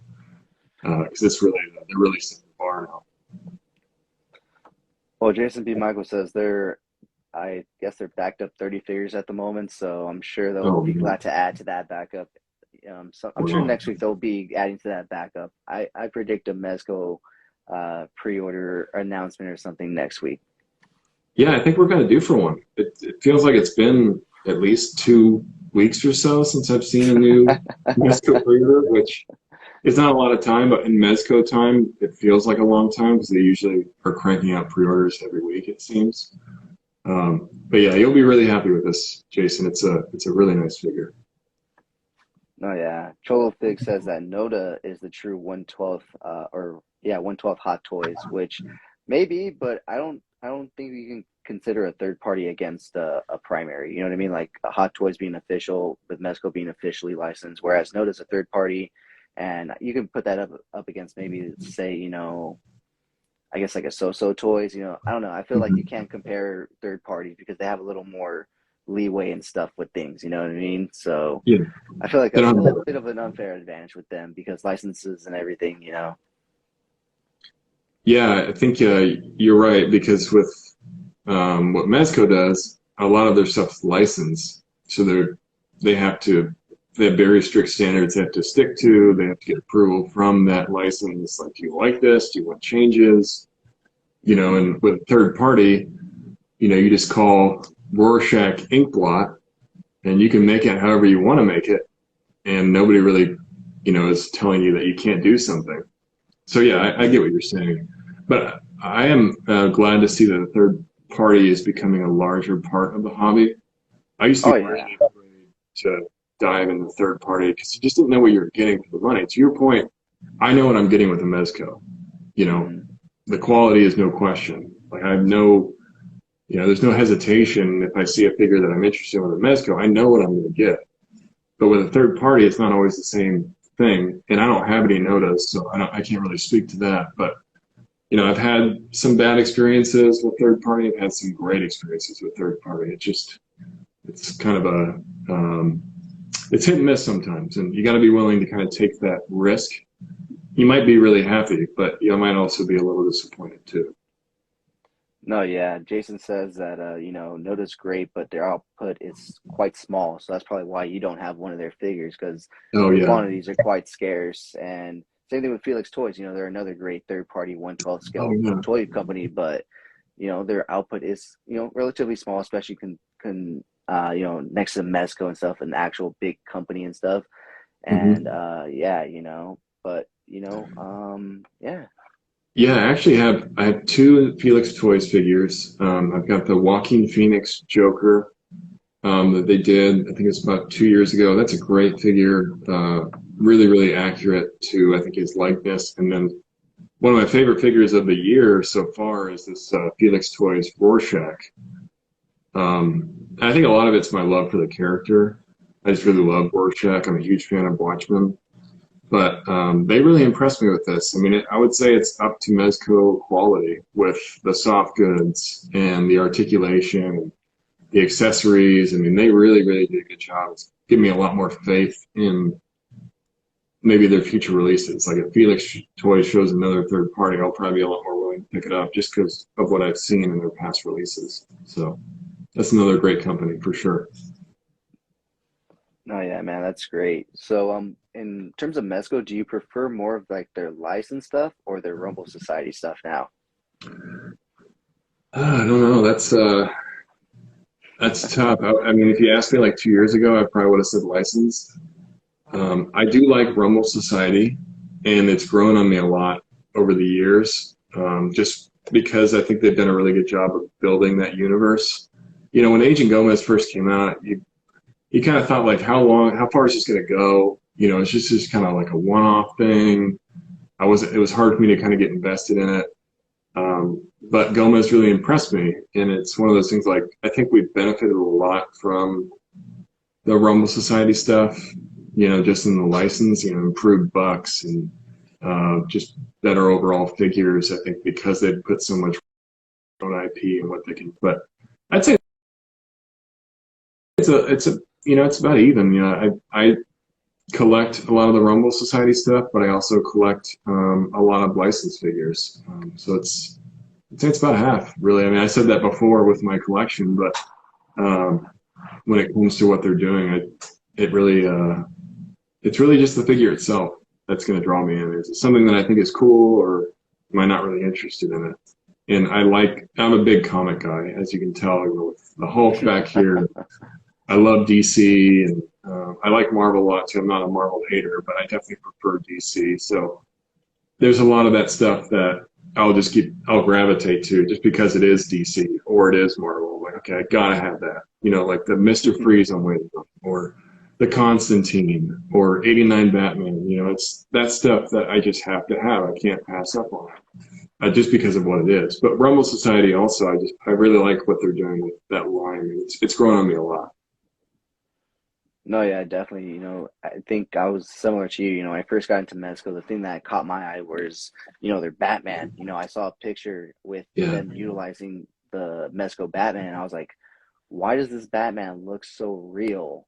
And then I did some digging and stuff. You're like, oh, so it's this company. So where can I buy this? And you're like, wait, you can't. It's all sold out. And so you have to start really researching the company. And then you realize they have their own other separate stuff, which is, Rumble Society. And yeah, you buy one Gomez, you realize how great it is. And next thing you know, I think Rumble Society for me personally takes it. But yeah, I really do enjoy their licensing stuff as well, because much like you, I'm a big comic book person. So yeah, it's a really hard decision in my opinion, because they do a great job on both, because both kind of innovate for one another. You'll see stuff cross over. You'll see them try something with their own line, and they'll translate it to their licenses, and you'll see stuff that they use for their licenses translate over into their Rumble Society line. So they kind of really do just benefit from each other. Right. Yeah, I totally agree. Like the Rumble Society stuff, I think one thing that's really cool about it is that you can kind of like make your own story. It doesn't have to be the comic story, that they provide. I think they try to make it loose in the interpretation so that you can kind of do what you want with it. Whereas with a licensed figure, you might feel a bit more restricted in what you can build and what kind of stories you can tell with your photos. So I think that's one thing that is really cool about Rumble Society, is that it does feel a lot more open-ended on the ideas and what you can do. And it's really just up to your imagination. How far do you want to push it? What do you want these guys to be doing? Because they can really do whatever you want. It's just kind of up to you with what you create. So that is really cool about Rumble Society. No, yeah, definitely. Like you said, they kind of have like their own story, but in a way they don't. Like you can just really fit them in wherever you want. You can have Batman fighting those Black Skulls. You can have Batman fighting with Gomez. It'll make sense somehow. Right. Yeah, exactly. Yeah. I mean, it's not. It wouldn't surprise me to see that crossover. I think it'd be really cool for somebody to do like Batman fighting Gomez, or whatever the case may be. You've seen crossovers like that in the past. But the fact that you can do that with Rumble Society, I think is really smart for Mezco, because hey, if you're collecting online, add these into your collection. They kind of work with everything. They're really smart about how they're doing it. I just love how they keep expanding the Rumble Society, because people are obviously receptive to it. They sell really well, and they're pumping out a lot of them. I just don't want them to lose focus on the license stuff, because I still really appreciate that too. I want both. Being a entitled collector that I am. I think all Mezco fans and collectors are in the same mindset as you with that. We want both. We want our licenses, and we also want great Rumble Society figures. Right. Yeah.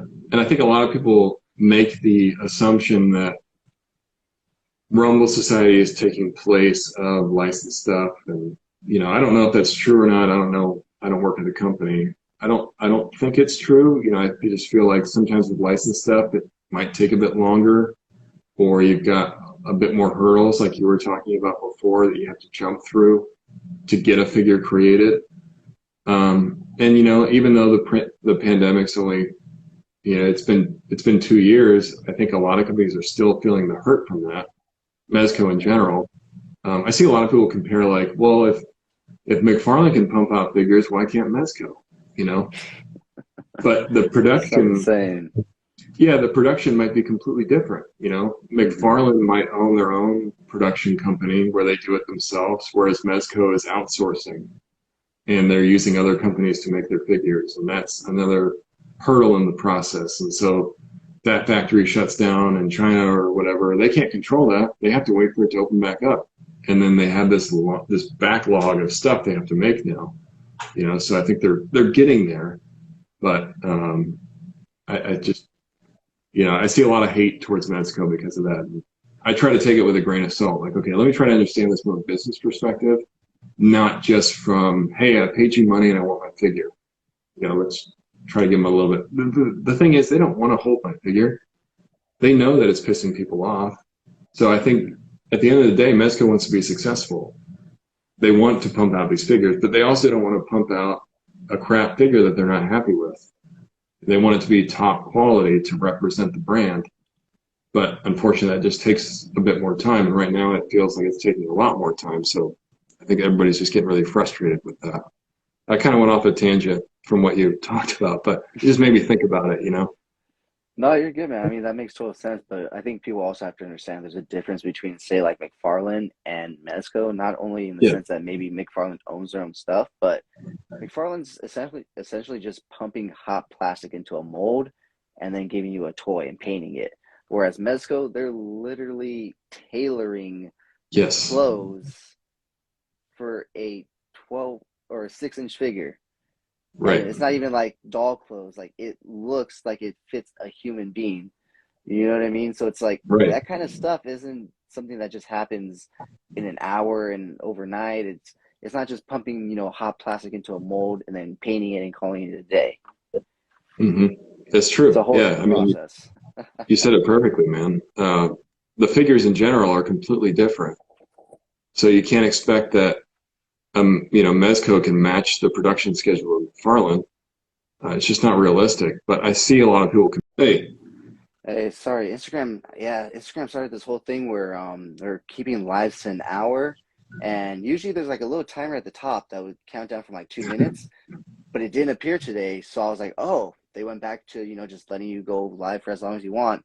And so I was like, I didn't think of anything of it, but then all of a sudden it just said, oh, your live ended. And I was just like, well, thanks for the heads up.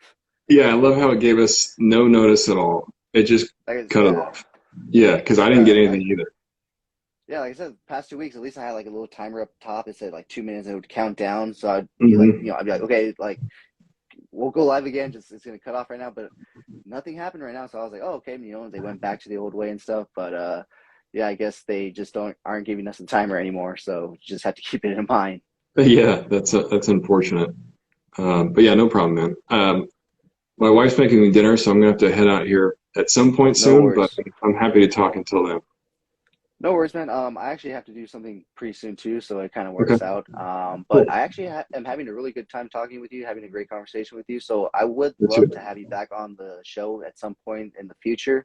So if that's something you'd be interested in, we'll definitely talk. But definitely, yeah, let's go, if you're willing to go another 5 minutes or so, let's go ahead. Sure. And just another 5 minutes and just wrap up the show and kind of just give it a proper ending, you know, opposed to just getting cut off and everything. Yeah, right. Yeah, you don't want to get cut off and then run. Yeah, that's what I stuck around for sure. Yeah, that's cool, man. So I can't remember. Ask you this. Yeah, let me just ask you one last good question. What got you into toy photography, man? What got you into looking at your collection and saying, you know, I want to go from just displaying this or putting them in storage boxes to putting them in front of a camera? And did you already have these skills before, or is this something you acquired while you got into this hobby? Yeah, great question, man.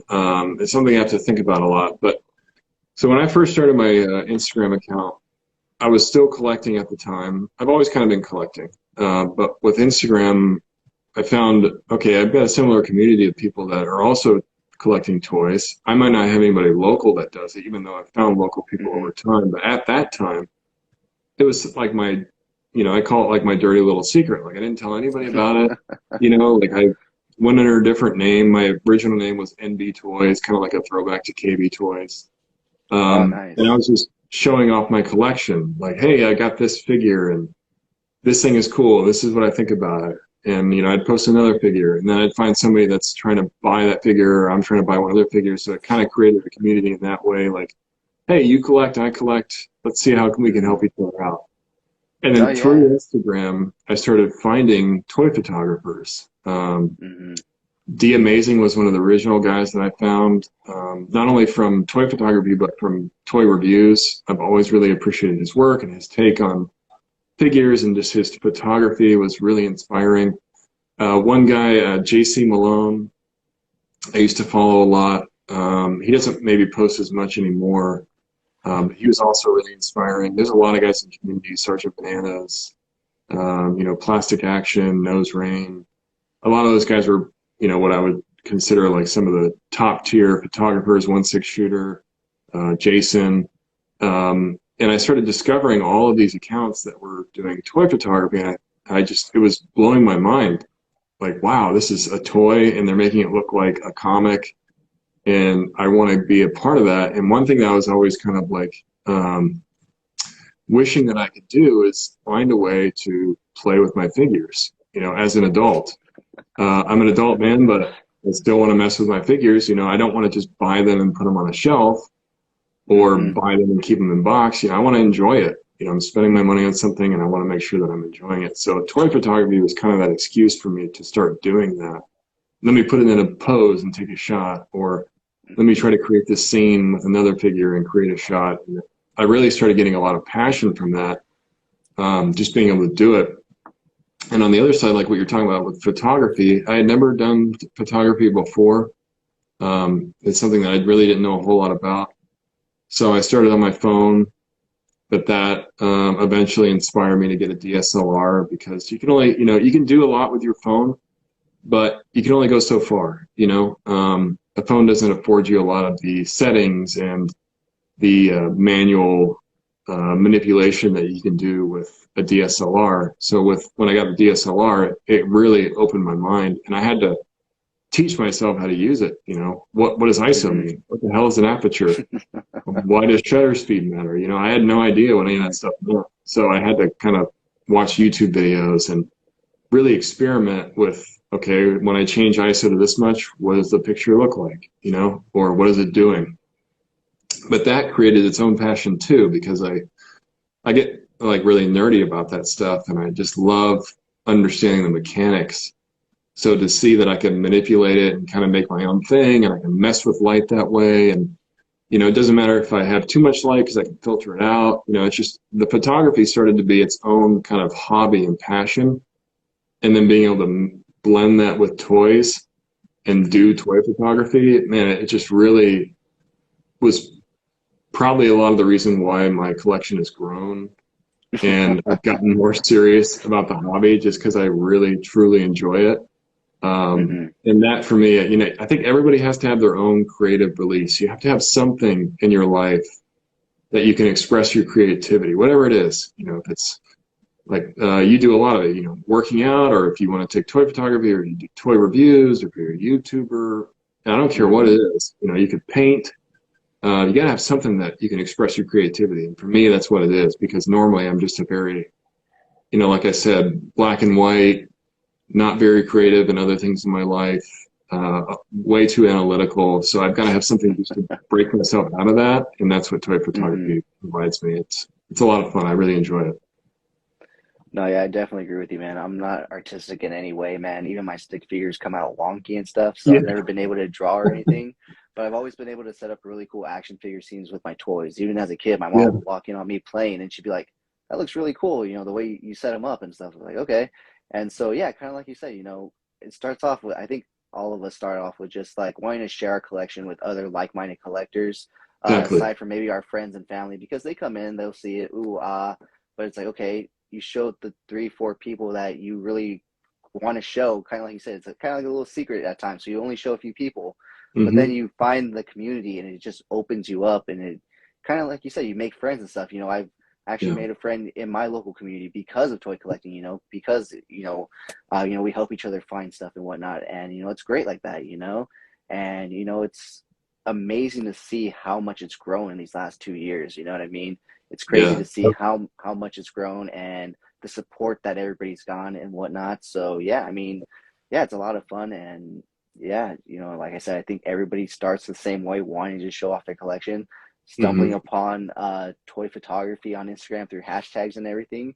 Yeah. And I think, yeah, like you said, as adults, we just want an excuse to play with our toys, because that's essentially what we're doing when we're setting up toy photography, is we're playing with our toys. It's just a way of explaining it to society, and saying, like, it's not as weird as it looks, because we're taking photos, it's for our Instagram and everything, but in reality, we're playing with our toys. We're messing with different poses, we're messing with different Yeah. angles. But like you said, in the end of the day, it's good to have a creative outlet that you can just have fun with and escape the world from. Right. Yeah. Yeah. And you focused on something, the toy community, which I didn't mention, but it's just such a huge part of it. Being able to find such a large group of like-minded people that just get what I'm talking about. And, I don't have to explain what this is or what that is. They get it, and I've made so many friends in the toy community over time. And being able to meet some of them in person. Sometimes I've been to SCC a couple of times, and that is just mind blowing too. When you've seen a guy that you've been following for so long, and you really appreciate their work, and they're inspiring to you, and then you get to meet them in person and see how cool they really are, and just like anybody else, we put people on pedestals, but at the end of the day, they're just people too. Mm-hmm. And so, yeah, the community has been a huge part of me staying around too, because I've just made so many great friends in this community, and it's so supportive. Like you talked about, tow community is very supportive. Yes, you have toxic people just like you do in any other community, but I think with the toy community, you see that a lot less. Maybe more over the last couple of years, because like you said, it has grown a lot. But I think in the majority, everybody's very positive and very supportive. So that's a huge part of Mm-hmm. Your buddy says put him back on his pedestal. Damn it. it. Prime's on a permanent pedestal with me, so he doesn't have to worry about that. Well, that's good for him then. Yeah, Well, exactly. anyways, man, I'll let you get to your dinner. I'm sure your wife is going to be mad if you let it get cold, so I'll let you go and It's true. eat. Enjoy, man. Thank you so much for coming on. Like I said, I had a great time talking with you, so I definitely want to have you back on. But I plan stuff in advance and stuff. So I do have a Hmm. few dates open in October if you're willing to, come on back on October and stuff. But yeah, Yeah, I'll talk to you later more about it, in messages and stuff. But thank you so much for giving me some of your time. I know you're a busy man. Like you said, you balance, work, life, and toy photography. So thank you so much for taking time out of your busy day to come on the show. I really do appreciate it. And let the people know where they can find you if they don't already follow you. yeah, man. Just a huge thanks to you for letting me be on. I had a great time. I'd love to come back. I really respect what you're doing here, and I hope you see continued success for it. I think I've checked out your YouTube, been watching your toy reviews. I like your approach. So yeah, big thanks to you. For anybody who wants to find me, you can find me at figurefan_Nate. Obviously on Instagram, TikTok, and Facebook. And then if you're into podcasts, check out our podcast called The Figure Booth with my buddy Prime to the First. We talk about collecting in today's world. We've had interviews with other guests as well. So go check that out. We have a YouTube. You can check out my videos there. But yeah, just thanks everybody for joining and all the comments. Appreciate it. All right, man. Thank you so much. Have a good rest of your night, man. And I look forward to talking to you, man. Yeah, take care. See you, buddy. All right, guys. Thank you so much for joining me for episode 27 of Coffee and Toys. And once again, thank you so much to my guest tonight, Figure Fan Nate. If you haven't already, go and follow him here on Instagram. He does some amazing work, guys. And like he said, he has a podcast, so definitely check that out. So join me next week, guys, for episode 28, where I will be speaking with another great toy photographer. This time, he's more Halo focused, so he does more Halo shots and stuff. So I will be speaking with more shots next week. So I definitely look forward to that. So with that being said, guys, thank you so much for joining me. You can follow me here on Instagram at CoolFigurez, my separate Instagram page for where I post my more thought out plan and more edited toy photography pics, Epic Shots by CoolFigurez. If you're into unboxings, follow me over on TikTok. That's where I post all my unboxings. If you haven't already, please subscribe to my YouTube channel, CoolFigurez. We are so close to 1K. So I'd really appreciate the subscription. And yeah, guys, with that being said, thank you so much for joining me and spending time with me this Wednesday night. Once again, thank you to my guest today, Figure Fan Nate. Really did appreciate it. And with that being said, guys, I've been your host, Justin the Bat Madrigal, aka the Buff Collector. And as always, have a great fucking day. Thank you so much for sticking to the end of this video. If you enjoyed those pics, you can find the full images over on Instagram at CoolFigurez. And I do also have a separate Instagram account for my more thought out, planned out, more edited pics called Epic Shots by CoolFigurez. Check it out. If you like what you see, leave me a follow there as well. And if you guys like unboxings, check me out over on TikTok at CoolFigurez. That's where I post all of my unboxings. And check me out every Sunday for Coffee and Toys, a weekly Toy News Toy Talk podcast where we will go over all the latest and great toy news, reveals, pre-orders, weekly toy haul, and so much more. And join me every Wednesday over on Instagram for Coffee and Toys Live, where I will speak to a new guest every week about toys, toy hunting, toy photography, and so much more. Thank you so much for taking time out of your busy day to listen to me talk about toys. I really do appreciate it.